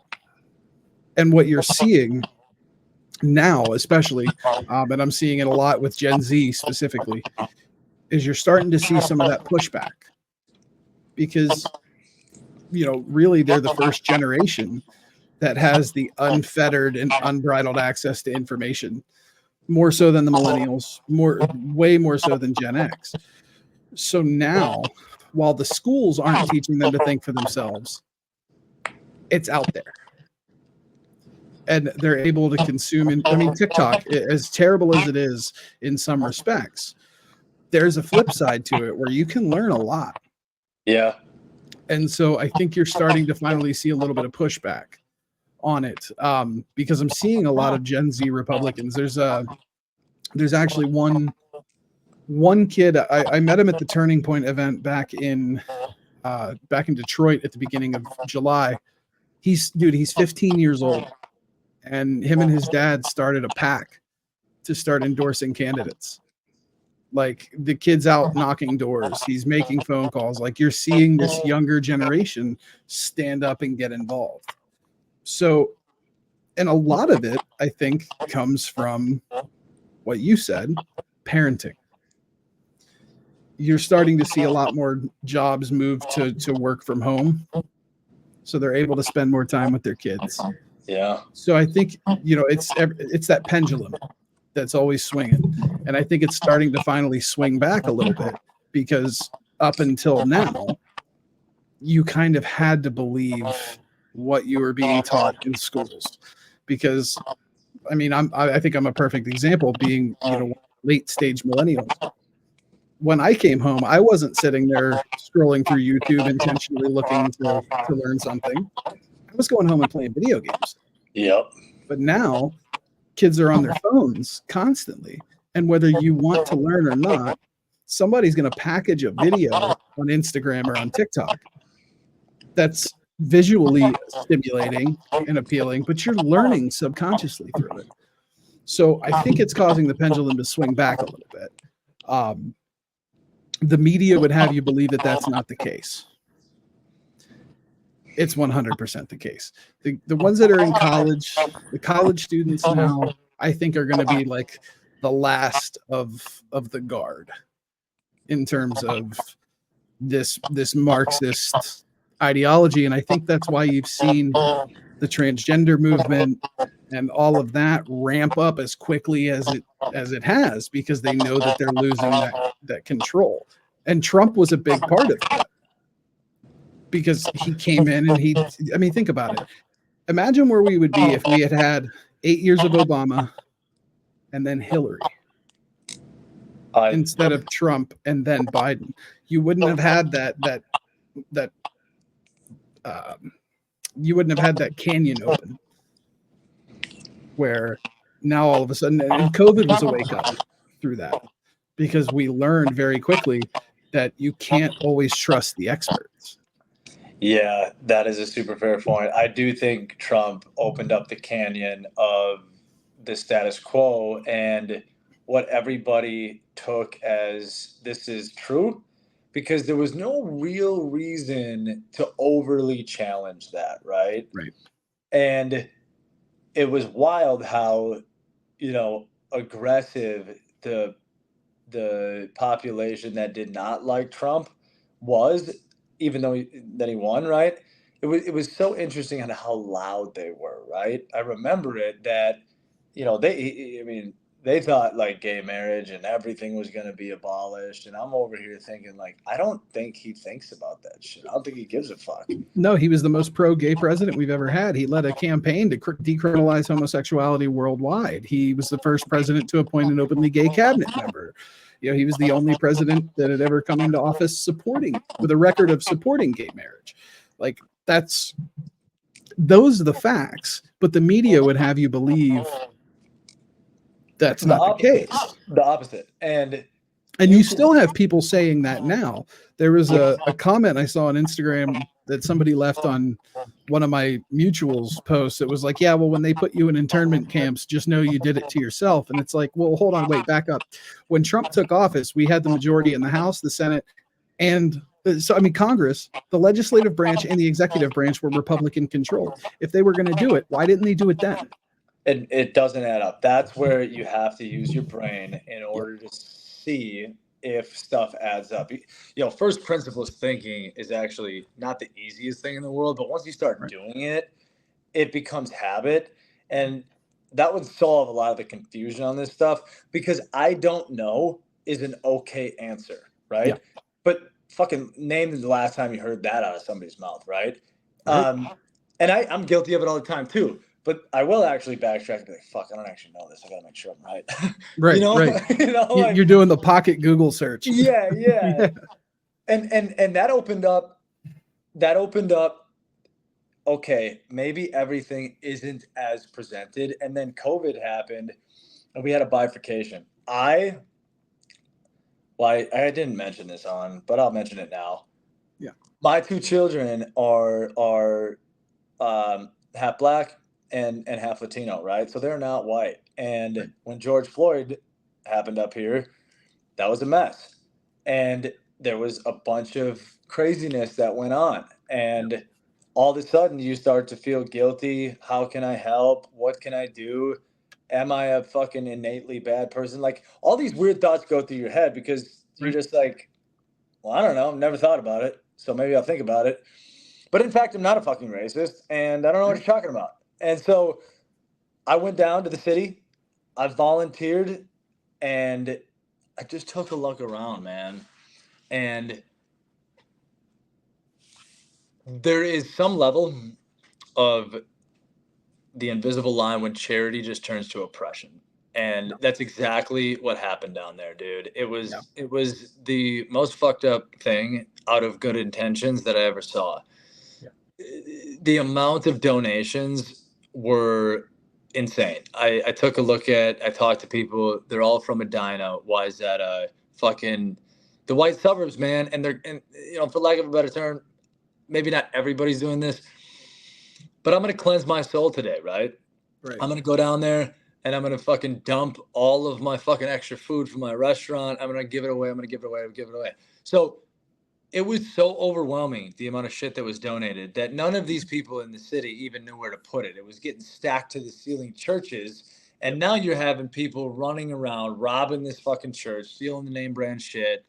And, it's the same thing with welfare, right? It's not that much different. And so, you had to post a black photo on your social media, right? I did all that. Right. After I processed it, I'm like, no, this is not good, right? I'm actually going to need to do the opposite, and I'm going to need to protect my children from all of this, because what you're incentivizing them to be is a victim. Yep. And there is no actual help, right? All the help that is advertised out there is handcuffs. It's fucking handcuffs. And so that's like a very strenuous spot to be in, brother, because like I will say firsthand, like grandparents, well, basically nobody agrees with me on that subject in Nicole's side of the family. And well, that's one of I think the most interesting dynamics with you and Nicole is that you're both very, very, very different and independent people, but there's enough in common to where those differences seem to strengthen your relationship, as opposed to what you see in a lot of scenarios where it just rips them apart.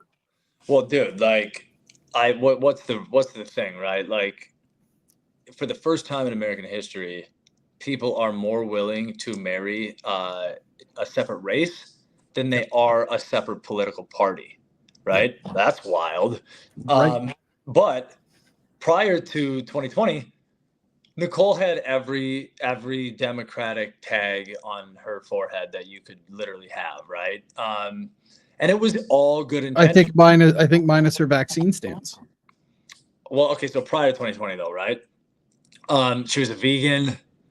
I do remember that. Yeah, that sucked. Dude, we were sitting there eating pancakes and sausage my last morning there.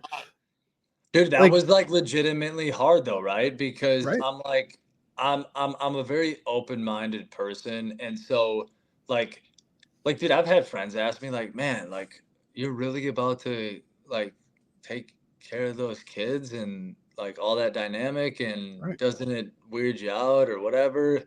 And dude, part of it was like knowing that she slept with a black person, like all this. I'm like, dude, I just like, what the fuck are you talking about, right? Like, why does it matter? That's just your bullshit, right? Like, your insecurity or whatever. But and it's not a majority opinion either. That's the funny part. No, I know. But I grew up in the county a little bit, right? Right. But when you get to COVID, and then all of a sudden everything is challenged, and she took the stance of like, yeah, no, we're not doing vaccines. That was when I actually had to figure out all of these differences, and you start to open up dialect and explore. Because, dude, she was kind of the one that was like, dude, we got to volunteer. We got to do this. We got to support the blacks. We got to like do all this. And I'm over here just like absorbing information. And I'm like, okay, seems appropriate at this juncture. And then you fucking get 6 months down the road, and you start to analyze all the protests, all the burning, all the charity, all the fake fucking nonsense. And you look at their environment, it's 100% worse. There is nothing better about the city of Minneapolis and St. Paul from any of that. It is all 100% worse. It's worse for the white people, yellow people, brown people, all people. And it's all essentially, a lie. And Yeah. like, how do you like be tough on two young girls that are really just being pushed to become a victim from the school to the Right. grandparents, which honestly is kind of a grandparent job, right? Like, you just like spoil your kids, you love them. Correct. When they get owies, oh my Right. God, it's like the end of the world.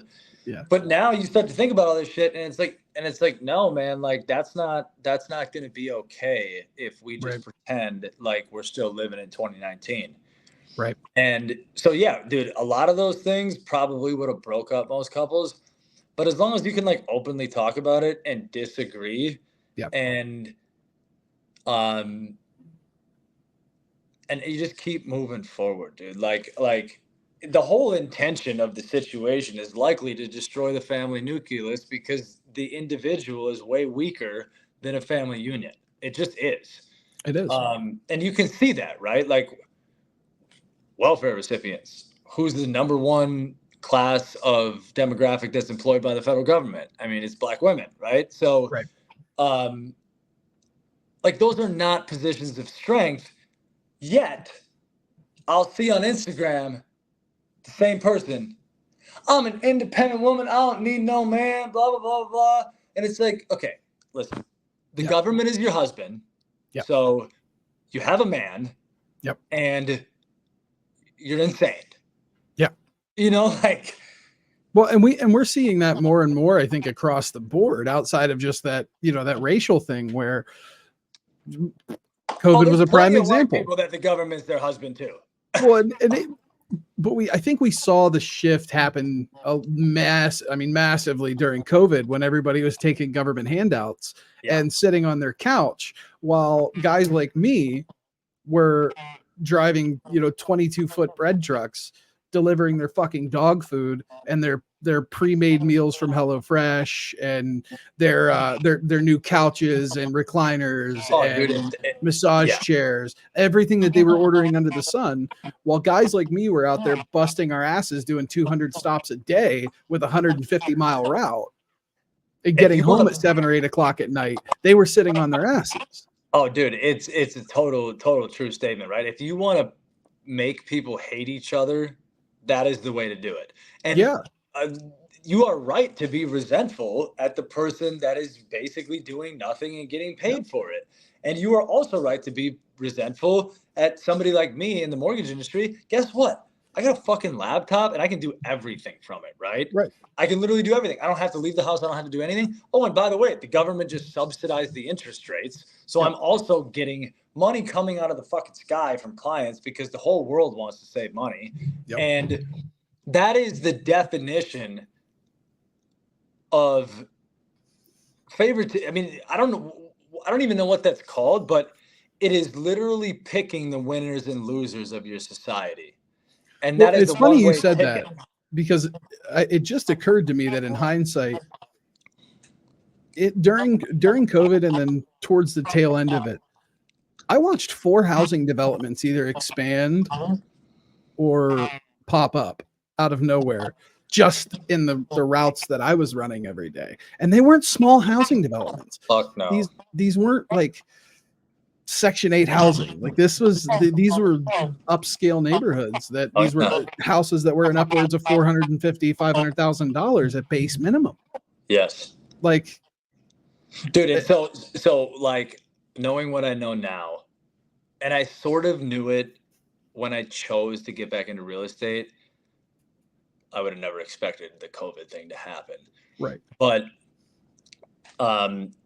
housing is a heavily financialized industry, and you could say, oh, it's a utility because I need to live somewhere. Well, the value of your house is not based on the fucking utility of you living in it, right? Right. You can add what is called a monetary premium. So the monetary premium is the difference between what the actual functional utility of a house is and the price that you got to pay in the market.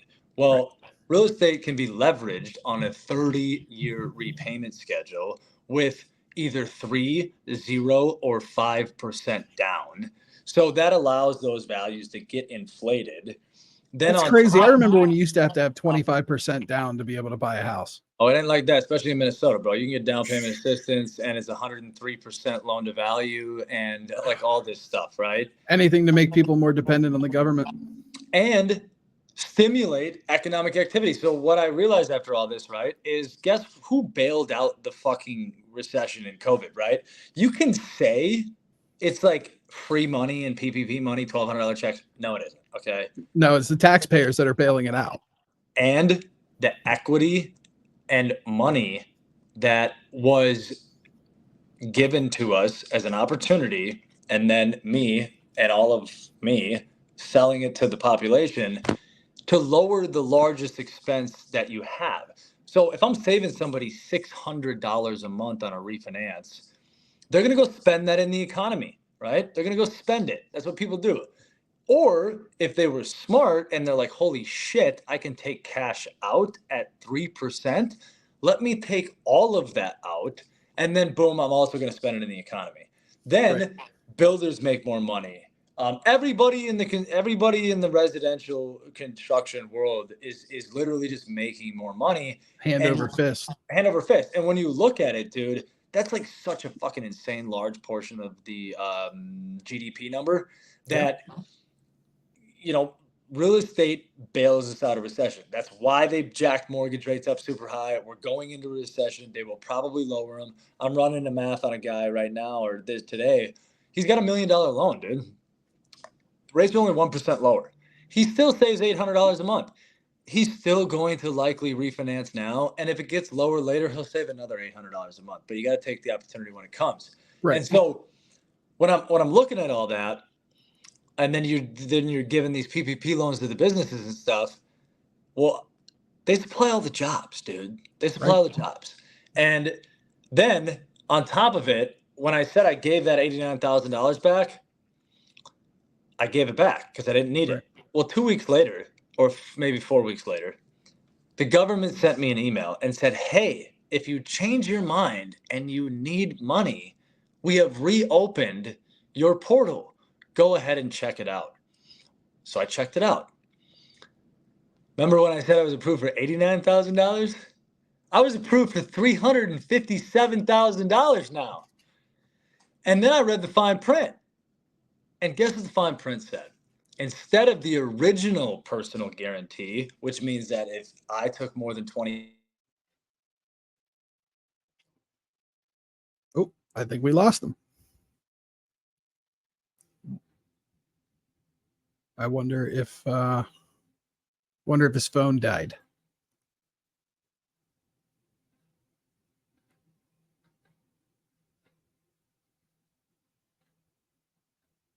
Oh, there he is. Is he back?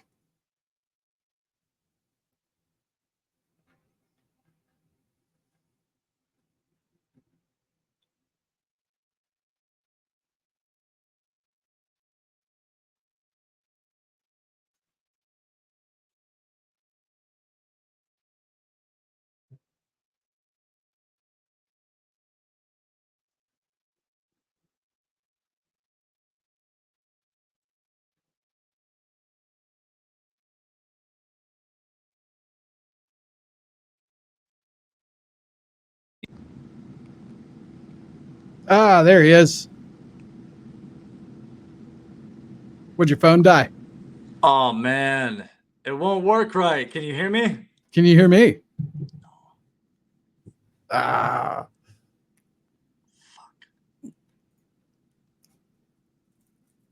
Ah. Try leaving and rejoining. If I leave and come back, will it work?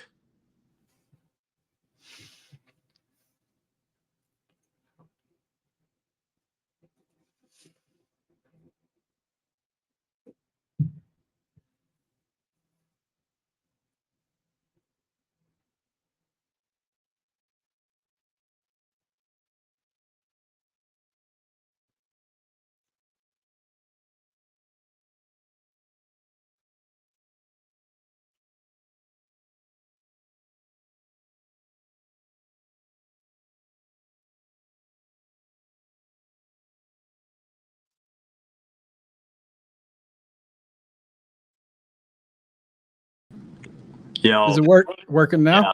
There we go. Sorry about that, dude. Nah, your phone. Did your phone die? No, somebody called me and it just like didn't allow me to back them off. Ah, that happens. We can edit it in post. All right, sweet. So, dude, long story short, I looked at the personal guarantee, which used to be if you took 25,000 or more, that you had to personally guarantee that debt. However, the new thing that I read in there is you could now take up to $201,000 with no personal guarantee. So I double checked. I read it twice. I called somebody, which was my vice president at my company. And I'm like, hey, what do you think about this situation? And they're like, well, it looks like you should take $201,000. And I'm like, yeah, I think so.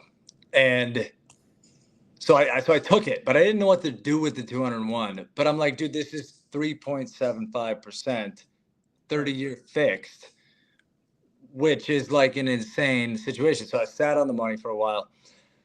I eventually figured out what to do with it. Hindsight, I probably should have took the whole 357 and just agreed to personally guarantee it because I don't intend to default on it. Right. But this is, again, picking winners and losers and stimulating the economy without anybody knowing. Because my business, we were doing fine. We were doing better than ever. I didn't need the money. So how much money like that was just sprayed everywhere? And to be honest, dude, why wouldn't you just take the 201 even if your business was failing and just take the 201 and go spend it and let your business fail? Right. And so this... And I'm sure there were people out there that did that. Oh, yeah, for sure. Without a doubt. And it's wild, man, because if you look at the scenario, and I'm working with my accountants and stuff right now, dude, it seems to be that they are basically going to set up some different way to identify us. Ooh.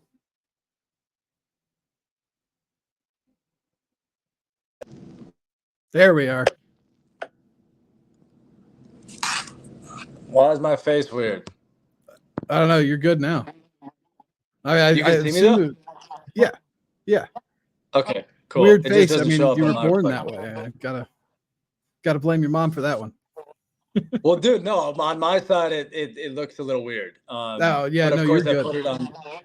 Fantastic. I put it on Do Not Disturb, and then my mother called me, who's the one person on there that's like not blocked.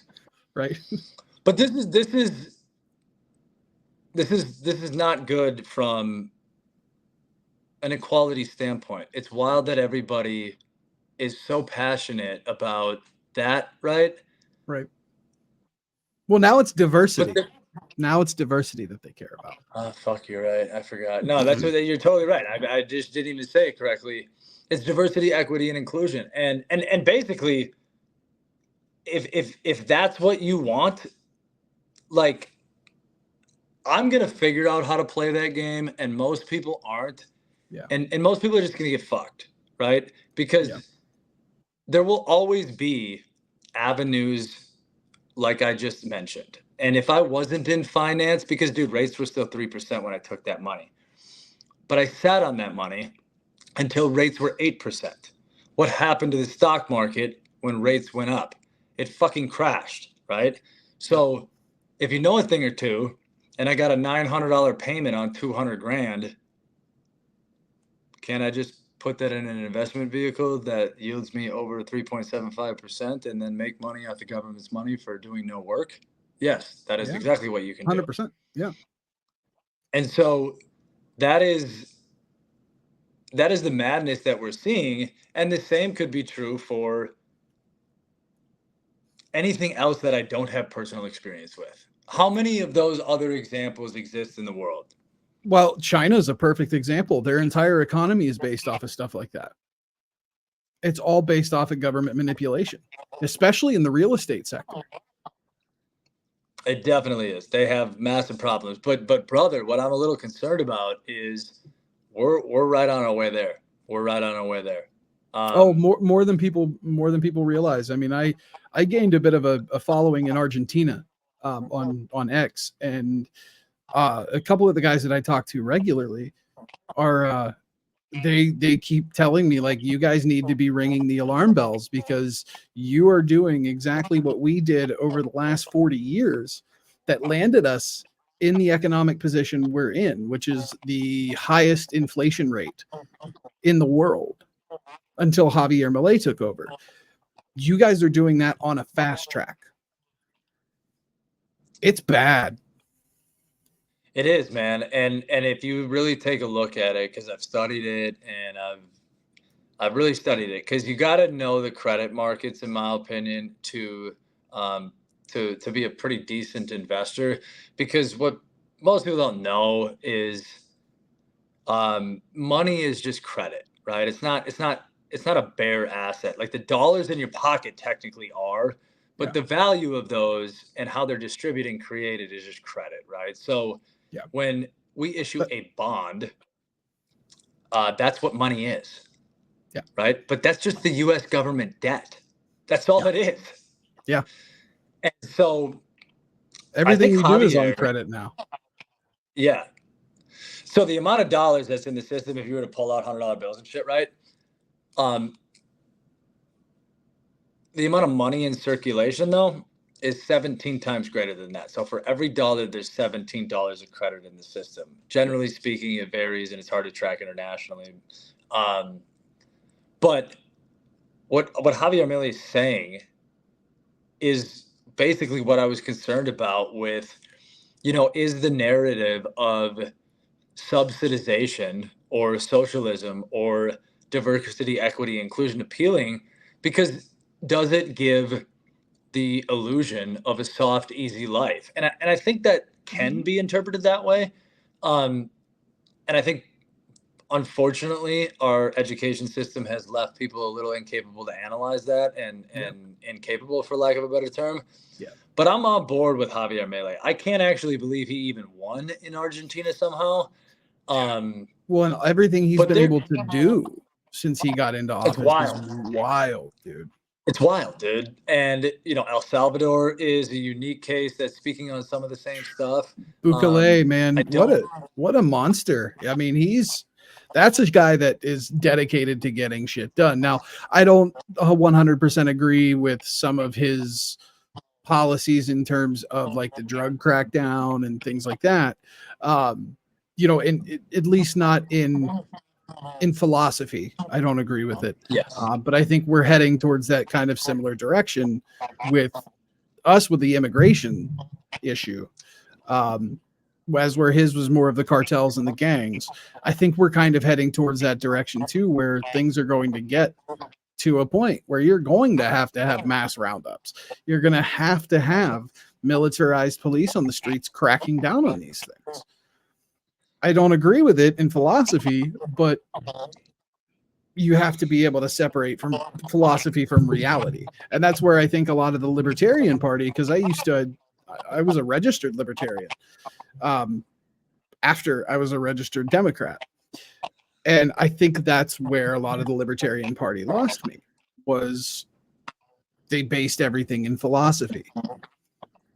The anti-war stance, even, a lot of the libertarians were pushing back on the whole Israel and Gaza conflict and Israel's constant bombing and the U.S. arming them. And no, I don't agree with it in philosophy, but in reality, we have to support an ally that has a lot of influence over our country, whether we like that or not, because we can't just cut it off now.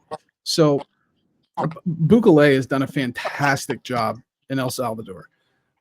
Albeit by questionable means to some folks, but those countries have one thing in common: they're leading through strength. They're not focused on leading by peaceful means. They're focused on leading through strength, and that's why they're able to get stuff done. And if you notice, Argentina, people are like 100% behind Milei. They're hurting right now, financially, economically. Things are not great there because it's as Milei calls it, shock therapy, where things are going to get worse before they get better. So a lot of the massive austerity measures he's putting into play right off the rip are hurting people. But the Argentine people have this incredible resolve to where they're sitting there and looking at it going, this is worth it. Let's see it through. And dude, they've been through a lot of pain for the last at least 20 years. Yeah. And so that is the warnings from the people that have been through what they believe we're going to. And dude, it looks very, very similar, right? So, you know, the saying, you know, strong men create good times create weak men create bad times. Yep. You know, in a population standpoint, right? Like that might be a 50 or 100 or 200 year cycle. Right. And so that means the bad times are about as long as Argentina had to go through. And, you know, I understand America is like different because we have so many different things, technology, the world reserve currency or whatever. Yep. But our free market is not so free, right? It's centrally Not planned. anymore. Yeah, not anymore. And I'm not sure that there's an easy way out of that. But I do know from my perspective that you have to have a leader that has strength, that is willing to take it on the nose. Like, Yep. You know, did Bukele probably do, because I don't have firsthand knowledge. There were some strong-armed necessities that had to happen. And there is some sad stories about, you know, many of those people will never be let out. And Right. some of them probably don't deserve to be inside forever. But from an external observation, how do you differentiate? Right? It was so bad that we ran out of all options. Yep. Right? And at the end of the day, for the people of your society that contribute to it, their rights matter if you want to have a country long term. Like Right. protecting the rights of violent criminals as the first priority, or non-citizens as the first priority, you know, is insane. And, you know, Tim Walz signed a bill into Minnesota to give all illegal aliens driver's licenses, right? Yep. But yet he still pushes back on voter ID. So there is the inherent contradiction, which means that you are not who you say you are, right? So that's where I can totally see why Trump rubs people the wrong way, right? Can totally see it. However, how can you vote for somebody when you don't know who they are? Which, if you think about it, I don't think anybody knows who Obama is. I don't think anybody knows who George W. Bush is. I don't think anybody knows who Biden is, Kamala, or many of the other elected representatives of the nation. And it's because they know how to play politics, which is you should not be yourself, right? Right. And that works to Trump's disadvantage sometimes, in my opinion, because you can love him or hate him. RFK is kind of a wild card, to be honest, but let's just say he doesn't exist. There is nobody else on the ticket anywhere that you can say is authentic. And you might not like him because he's authentic. Yeah. But given enough time, if you or I were to continue to do this show and you continue this show, there's going to be people that like one thing that you say and absolutely disagree with the other thing. Yep. That is why you can't be yourself as a politician, because that will end up happening. Yep. And if you're authentic with it, it's kind of hard because people recognize authenticity. Right. And so I'm super rooting for Trump, man. And I'm super rooting for him, even for the people that don't know it's the best option, because we don't have a lot of great ones, right? Right. And the ones we do, they end up getting rid of. Look at guys like, you know, I know a lot of people disagree with him, but guys like George Santos, that, Yes. that came in, and the one of the biggest things he did in Congress was his level of transparency and his level of accessibility. And he was another one. He came in, he was authentic, he did his thing, and he got ousted. Yeah, it's true. And, the alphabet agencies on the back end, right? I feel like they kind of laugh at all this stuff. Like, hey, you guys are in and out in 4 years. We're here for life, man. And most of the media organizations and stuff like that, if you notice, they don't ever use the head directors' names. Name one time the head of the FDA has ever been mentioned on national television. Never. Right. Fauci was a fucking fall guy. Like, Yeah. the FDA is the powerhouse of the world, dude, right? They control a lot. And, most of the nations plug and play into our medical system, right? So if you make the laws on food, drugs in America, you make the laws on food, drugs worldwide, almost everywhere except for some parts of Europe that are smart enough to say, hey, like, Europe and Asia. Europe and Asia, we're going to ban that fucking food over here, by the way. Yeah. And so it's going to be an interesting 4 months, dude. I'm glad that you're out in the streets, and I'm glad that there's younger Gen Z people that you've explained that are, not buying what they're being sold. Yeah. And I'm just astonished that my grandma even buys it now, right? Like, it is so blatantly obvious that when you turn on the television, you are fed just a bag of dicks. Every time. Every single time. Every single time, dude. And, America has a lot of wealthy people that have seemed to flip too, dude. Even the tech community, man. It might not be Google and the big boys, right? But there's a lot of them that are like, this is not the way. Yeah, they've stood up. Look at David Sachs. He's one of the more notable names. I mean, Elon Musk, obviously. But I go through a company for my customer service back end called Intercom, and big tech censorship was always a concern. And then I saw the CEO of Intercom is pro-Trump, and I'm like, this is one of the largest customer service platforms in the tech business right now. You see the little chat bot every time in the bottom that you click and it pops up, and you have your messages and your message board. Most of that, there's a ton of them, but Intercom is one of the largest. And for them to be on board with the more conservative movement is crazy.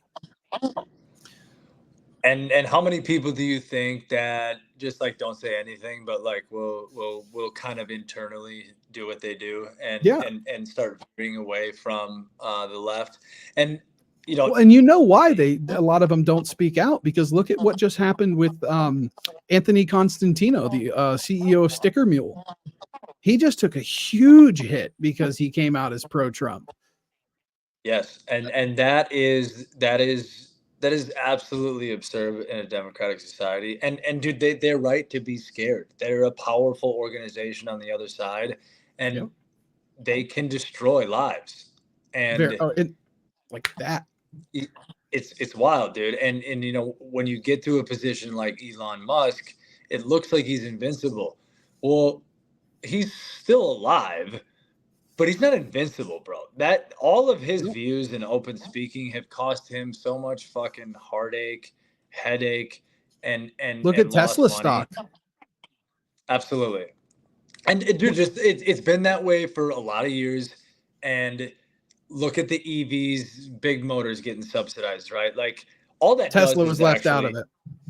Tesla was left out of it. And all that does is actually just make America poorer, because you're giving money to people that can't fucking build the product anyways. So this is the situation that's just insane. Like, if you want to fucking be poor, you do shit like that. Like, you don't pick need winners to and losers. Anybody. You pick winners and losers, and you're not even picking the one in the fucking head start to win. Exactly. You're trying because to you don't agree with them. but just because you don't agree with them. And that's the insanity of it. And so, like, I just think that if this doesn't get ironed out a little bit, where does it go? The shitter. And like, we all got to live here, right? Like, we all want nice roads, nice transportation, safe streets and stuff. And you know, I just don't think you're going to be able to continue to like just hide as an American citizen. Like, if you have money, bro, you can go move to a nice neighborhood and you can keep the riffraff out and stuff. Well, you're not even seeing that anymore. Look at the strings of robberies going on in like Beverly Hills and massive upscale neighborhoods. That's what I was just going to say. It's still happening in Minnesota at some of the nicer neighborhoods, right? So now it's getting to the point where, because everyone sat on their ass and didn't have a voice, didn't have an opinion, or just had the wrong one, unfortunately. Now, these are the consequences. They're literally right in front of your face. And if you ask like Andreessen Horowitz or David Sachs or some of these other guys on why they've always voted Democratic, it's this reason, which is no longer the same. It's because the Democratic Party, especially in California, was always pro-business, pro-tech business. Why? Because it contributed to so much of their tax revenue. So then they could go do all these social programs that all of the tech people were convinced that were beneficial to society. Now that's turned on its head. Now we're not pro-business, and we're going to basically fuck you and tax you and create all these new bills and laws that make no economic sense. And at the same time, we've ramped up social programs across the board. So they're sitting here looking at this situation like, but hold on a second, right? Where's the money come from? These people are not dumb. They still understand economics. And they're like, if we don't make a bunch of money and aren't allowed to thrive, where are you going to get the money to pay for all this stuff? And there's no conversation about that on the far left. And that is basically pushing them into the arms of the Republican Party and Trump, which was an absolute no-go prior. And that just means that it has to be pretty heavy in the clown world category in order to get people to even entertain voting for Trump on that subject. Because they probably would have been more open to voting for another Republican candidate prior to that. And so I'm hoping that these next couple of months fly by, because the faster we can get there, probably the better for everybody. What do you think happens after the election, though? Because I mean, obviously, you have a little bit more of a connection to civil unrest, being, you know, in the Twin Cities area. Do you think that we're headed for something like that again, regardless of who wins the election, or do you think it's going to be more one side or the other? I think it's definitely going to be one side or the other, man. And I think Trump's assassination basically gives you a pretty good indication of what one party does and one party doesn't, right? So do I think January 6th, like technically happened in reality? Yeah, technically, right? Do I think that it was equivalent to the burning and riots in the city of Minneapolis and Portland and Washington? The answer is no. And do I think that Trump being blamed for that? Like, dude, I literally think you have to be almost retarded to believe that. And both of them were probably influenced by a party with money and a goal, right? These riots that happened in Minneapolis, they were not an accident. They weren't an accident anywhere, because we actually have the forces to just not allow that to happen. And so does the rest of the United States. And so if Trump's assassination didn't lead to an attempt, didn't lead to riots in the streets and a total uproar, I think there'll be a bunch of talk about that. I think they will try to scare you with that. But I don't really see that happening if Trump loses the election, to be honest. I think it will depend on like what happens after that and how that plays out. But I think that the Republican side of the ticket are actually just real people, right? They're Yeah. not paid individuals Right. to ransack and instigate and start it up. Right. I think that, you know, the Minnesota situation was, who knows if George Floyd had any foul play and intentionality. It certainly didn't seem like it did. But once that moment was created in the randomness of life, the machine that wants to get done what they want to get done used that to the absolute maximum advantage, emotionally manipulated everyone, and sacrificed the entire city, state, law enforcement, and Black and brown and everybody's communities just to accomplish what they wanted to accomplish. And so I'm not quite sure if Trump wins how that looks. I really don't know. To be honest, I don't know how they don't try to kill him again. There's been warnings already from federal agencies that it's not going to be the last attempt. If he can survive long enough in that seat and power, you know, he's got a shot, but he's going to have to be super careful. And the fact that we're actually talking about this, right, is like, I just don't know how you don't love freedom as an American, right? Like, if we can all relate on one thing, I think is that we don't really love authorities telling us what to do. That's kind of how we were founded. That's kind of how everyone's attitude is that I come across. Even if you're a Democrat, dude, you don't really want people telling you what to do. Well, I mean, look at the revolution. The revolution was fought over a 2% tax. Yeah. And now look at it. Look at where we're at. What fucking people don't understand, though, is a 2% tax is still half your money gone in fucking 40 years. Yep. Yep. So I don't understand how the Democratic Party wants freedom, right? Because basically what you're saying is, I want to be able to change my sex. I want to be able to address myself as a cat or a pronoun or whatever. All that's fine. Right? I don't actually give a shit. I don't want you to use taxpayer dollars to do it. You got to fund it yourself. I'm sorry. And I don't want you pushing it on kids. And to be honest, yes, that should be a given. But don't infringe on my freedoms. You can have yours without that. That's literally what the Constitution says, right? And so it is asinine to demand that somebody else address you by your pronouns because you have a name, right? I'm not offended when some construction worker addresses me as "Hey guy" or "Hey you," right? Yep. This is just people being people. Nothing is really meant by it.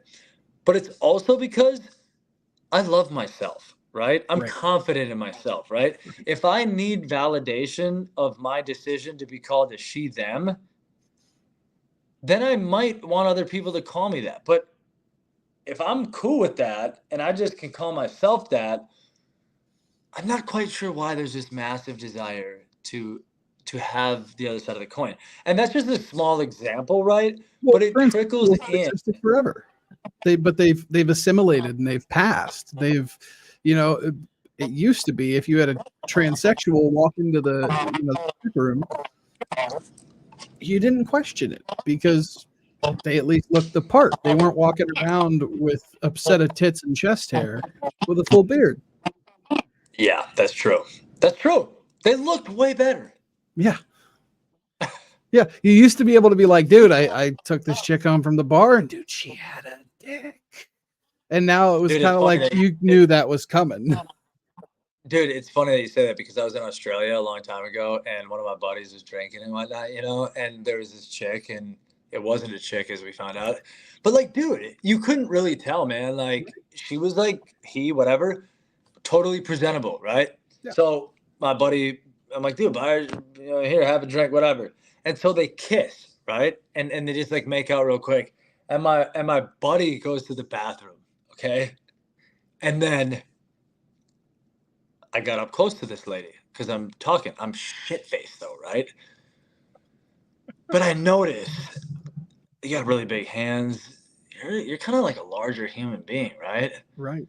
And then she's like, hey, I'm really sorry, but I'm going to go freak your buddy out. And I'm like, huh? He's like, I'm going to go to the bathroom, but it's going to be the men's bathroom. So she goes in there, bro, and she fucking lifts up her skirt and pees right next to my buddy. And I'm fucking following in there for this shit, right? And my buddy though, like, is like a fucking borderline blackout. Like, he did this all the time. And no. and he's just having a blast. He's loving his life right now, right?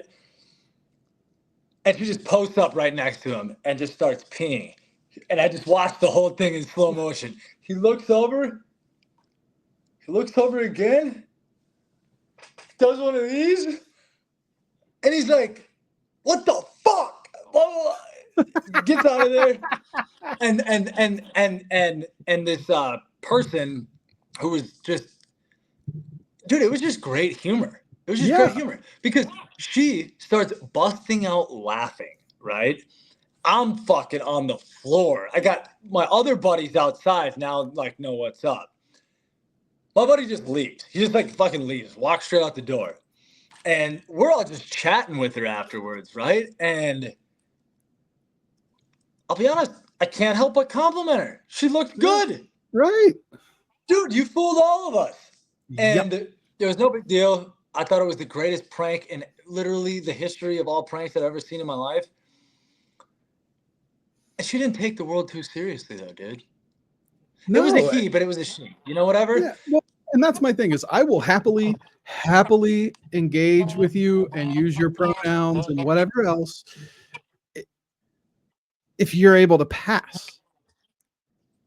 If I can do it without thinking about it, I don't care. Yeah, but if that's I have a good to sit there and psychoanalyze you and be like, is this a chick or a dude? Is this I'm gonna take and then just like you said, dude, with the passing thing, that is a great point, right? Because I just might forget. I might be busy or like whatever, right? I got 1,900 things going on in my mind, and probably I'm sorry, but you're not one of them, right? Right. And that's not an unreasonable thing because I don't expect you to think about me all the time, right? Right. And that's where it just gets to be this convoluted nightmare of a situation. And I'm also fine with somebody being like I kindly don't want to participate in the pronouns. Like, how are you doing? What's your name? Do you mind if I address you that way? And if the response is, well, fuck you, you're a fascist piece of shit. Well, that's weird. Yeah. Right? Like, this is fucking weird. But the Trump supporters are the weird ones. These taglines, man. These fucking taglines, dude. They're terrible. It's crazy. And you know what? Wall's a band in Minnesota, bro. He went to Florida during the entire lockdowns, and this is just public knowledge. And he let the city burn. I mean, he's just done a lot of stuff that made political sense, but doesn't offer a better quality of life for the constituencies that he represents. Right. And like, I just truly believe Kamala is that same scenario. I also believe Joe Biden was that same scenario. And, you know, I just think there's only one logical choice is the guy that wants to win. Yeah. And I don't mean the election. I just mean America to win in the chess match of the world. And everything else like trickles down, man. And I'm a big fan of like, you know, giving states a little bit more power and kind of getting the federal government out of the way a little bit. Like, it always surprised me, and I don't know about you, it always surprised me, other than emotional stimulation, right? That that gay marriage and or abortion and or, I'll be honest with you, even like marijuana being illegal, like, I'm not quite sure that I really want my president bogged down with those items, right? Can we pass it to Congress or can we pass it to the states, right? Because there's only so much Well, you gay can marriage, in my actually opinion, tackle. should never have been a government issue at all. I mean, No. that's church and state. I mean, at the end of the day, if you can find a pastor or a priest or whoever that's willing to marry you, then the government, all they should have to say is to take the stamp and go, joint taxes, done, and it's over. There should never have been a call, because ultimately, whether people want to admit it or not, we can argue semantics and the definition of marriage, but ultimately, marriage is an inherently religious standard. You leave Totally, that you leave that choice up to the church, not to the state. Yeah, that's it doesn't get any more simple than that, right? But it was Should always have been that simple. should have been that simple, right? And that's why it was always so astonishing at,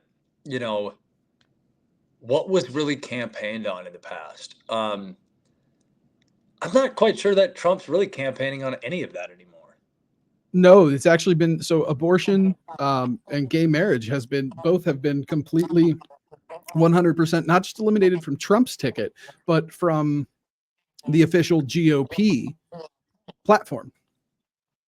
I mean, look at what we saw at the RNC this year. We had Harmeet Dillon, who gave a Sikh prayer on stage. You had the head of the Teamsters there talking. You had, average everyday Americans from all walks of life, whether they were black, white, Asian, Hispanic, whatever. Everybody was there. It was a melting pot. It was literally the party of we the people again. Yeah, and I think that is awesome. I think it's the message I've been craving for a long time, dude. Yeah. I think it requires maybe just a titch more intellect to absorb. But that's why Trump does it so well. And I think a lot of the candidates that he's backing also do well, because they attack things from like a layman's perspective. I mean, you look at I love her. A lot of people don't like her. I love Carrie Lake out of Arizona, but she's good for the same exact reasons that Trump is. Same thing with guys like Matt Gaetz. Yeah. And the less well-known guys like, Thomas Massey and Rand Paul, they talk to you in a way that's relatable. And unfortunately, the left uses that to their advantage. Well, these people are uneducated. Oh, well, they're stupid. Well, that's not how this works. Trust us. We have all the college graduates. No, that's fine. You have the college graduates. But the amount of college kids that get out of school and then wind up doing nothing with their lives is much higher than the blue collar guy that goes to a fucking trade school, or someone like me that's a high school dropout that goes and starts a business. Arguably, I would rather have a high school dropout that's run a business, whether it's, and this is talking local capacity or state. I would rather have somebody like that with a team of advisors that have the capabilities and the formal education to be writing economic policy for their constituents than I would somebody that went to school and has all the book knowledge but has never been able to apply it in their real life. I totally agree with you, right? And basically, Walls nor Kamala has any outside experience except for being on the federal payroll, which is astonishing. And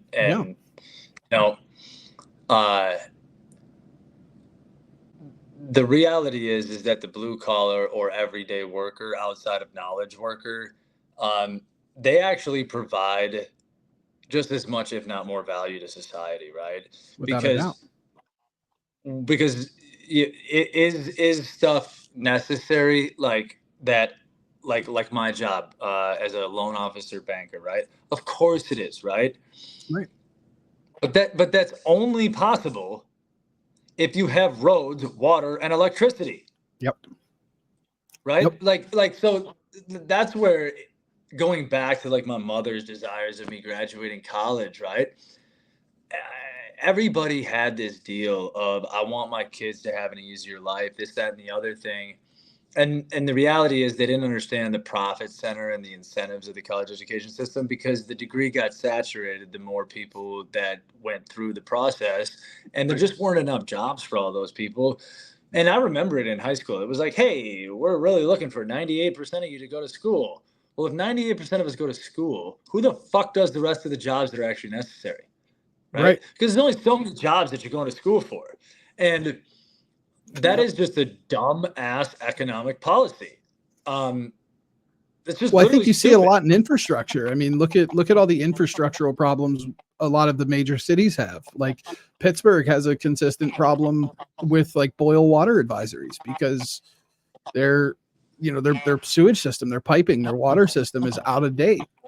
Well, why hasn't that stuff been fixed? Well, probably because it's expensive. Why is it expensive? Because there's a limited workforce. Why is there a limited workforce? Because people were pushed to go to college instead of being sent to trade schools to be a plumber or an electrician, or going to a school and learning how to grade roads for, especially in areas like where I live, where it's mountainous.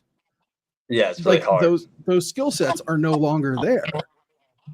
So it's just not conducive and it for takes anybody. a long time.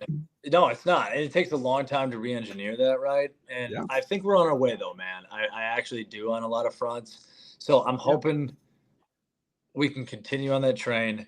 We can have some common sense, because you want to hear stories like yours. You want to hear the high school dropout that started a business. You want to hear the drug addict that got his shit together and is now helping create value for society.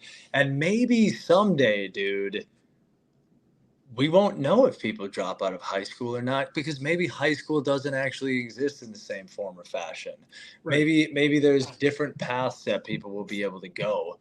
And I'm not quite sure why all that's not on the table, but like it just seemed very, this is the way we do things, and all of a sudden that didn't work, and now everybody's pretty fucking pissed off about it. And I don't see any solutions, anywhere but Trump, man. I just don't see any solutions, dude.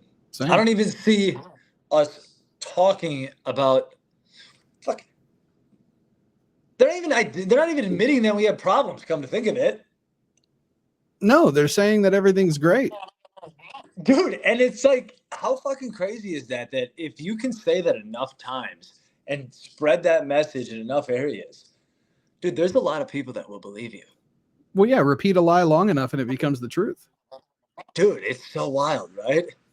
You would think, I mean, the worst part for me is the left blames the grocery retailers, the companies like Walmart, the big boys that that provide the majority of the food supply. They're like, oh, they're making record profits and they're this and they're that. Well, yeah, they're making record profits because you artificially stimulated the economy and people had more money to spend. It's not that hard to put two and two together, but you create the conditions where people are forced to work more.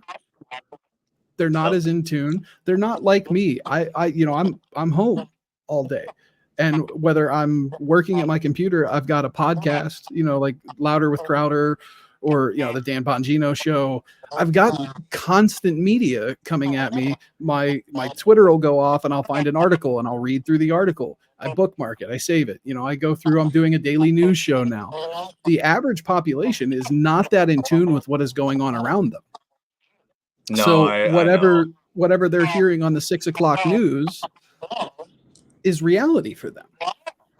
Well, dude, it's an age-old trick, right? Argentina did it forever, bro. They wound up with state-run TV. Yeah, I know, dude. And I've had people drop in my DMs, right, and ask me if they're pissed off at the companies, right, and say, hey, like, do you think it's these companies' fault for price gouging? And I just have to explain to them, like, no, brother, like, that's only possible if you manipulate the value of the dollar and you stimulate the economy. It allows that to happen. And the fundamental reason a business exists is to provide goods and services for the economy and make as much money for the shareholders as they can, whether that's the private owner or the 50 million people that own Apple. That is their purpose. Nobody is arguing about that. So the reality is, is they're doing exactly what they were set out to do. And because I have to pay them my dollars, it's more easy for me to understand they bad, right? Yeah. Instead, you have to actually learn something that is intentionally taught nowhere in all levels of education on money. On money. And like, you can say that they educate you on supply and demand in college and economics, and they do, right? But they omit that the unit of account is not fucking stable. Right. Which is the dollar. Right. Well, and it hasn't been stable since we ditched the gold standard for a fiat currency.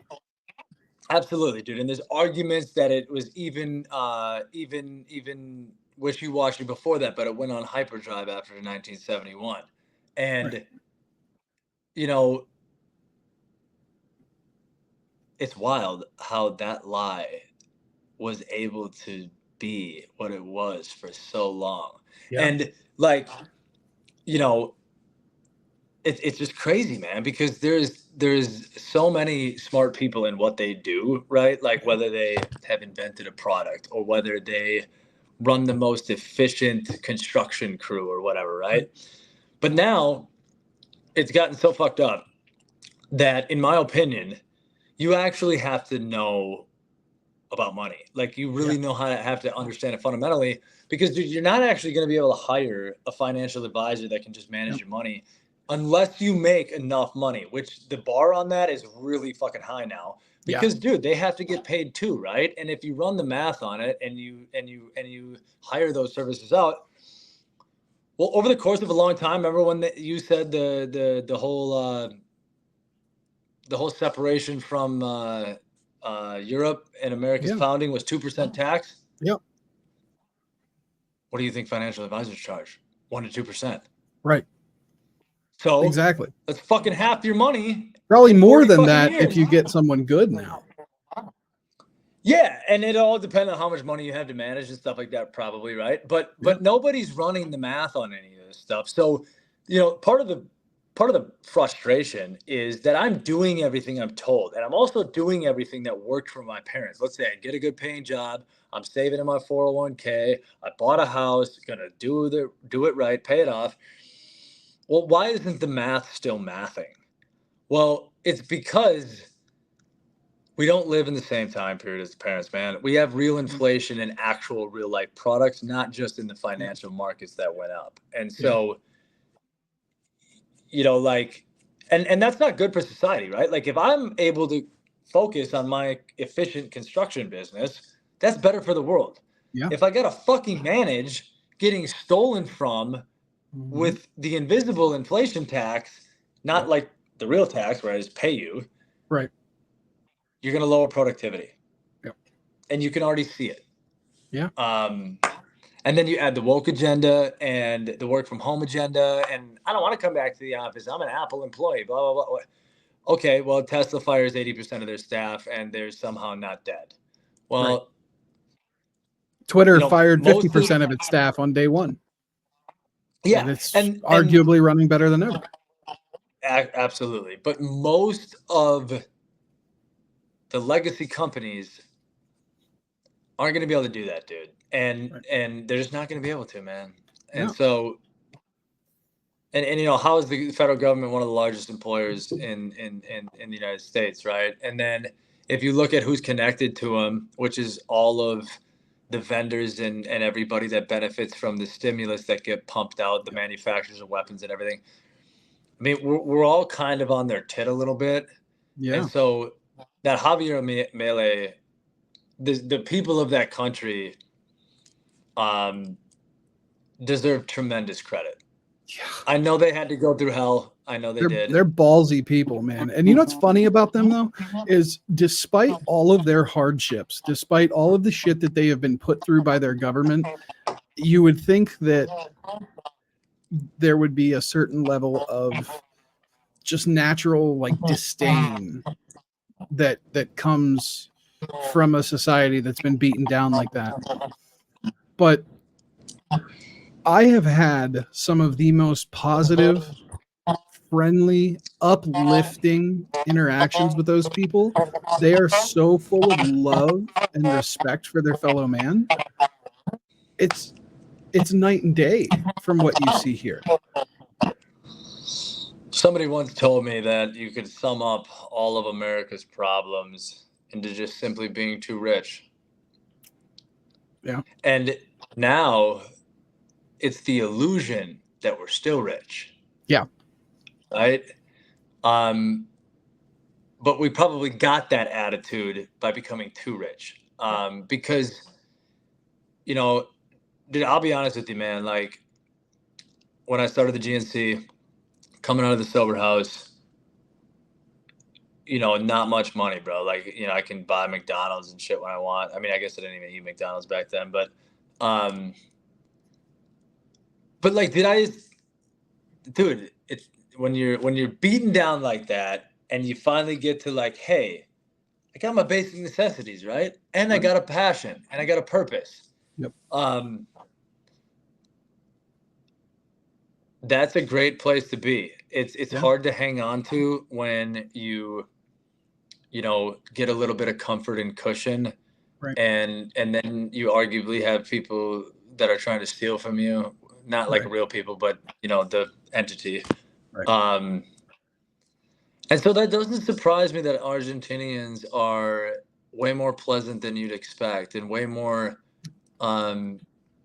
loving of their neighbor, right? Because back in the day in America, right, our communities and neighborhoods, like, you used to have to rely on each other much more so. And when the government becomes your husband, you don't really have to do that as much anymore, right? Right. And that's like brain cancer. That's like an insidious little deal, dude. So, all right, brother, we're coming up on 3 hours. Bro. I know, man. This is one of the longer episodes. It's crazy, yeah, isn't it? I said I was gonna cut it at 2, but here we are at 3. Yeah, no kidding. But well, listen, dude, man, I think we should wrap it up. Yeah, but absolutely. we should definitely do this again, man. 100%. You have an open invitation anytime, dude. I do this every week. I've got, like I said, I do my daily news show. That's only about a half hour. So if obviously if anything notable happens up there, send me a message. I'll get you on and have you expose it and talk about it and get it on some eyes. I mean, it's a couple hundred every episode. So yeah, right on, brother. Well, that sounds good. It was great to see you again. I know it ain't absolutely in person, but I'm glad you're doing well, man, and keep doing your thing. Absolutely. You too, brother. All right, later, bud. Hey, take care. All right, guys. Before we go, I want to do my usual shout out. This election has never been more important. Make sure you're registered to vote. Make sure your friends are registered to vote. Get involved. Send text messages to voters. Make phone calls. Write postcards. Door knock. Get everyone you can involved in being a part of this. The best way to do that is to go to earlyvoteaction.com and download the Early Vote Action app on the Google App Store, the Apple App Store. Get it done. We need it more than ever. Thank you guys for tuning in. Welcome to season 2. We'll see you again next week, and we'll catch you tomorrow at 5 p.m. for an all-new episode of The Spin Cycle. Take care.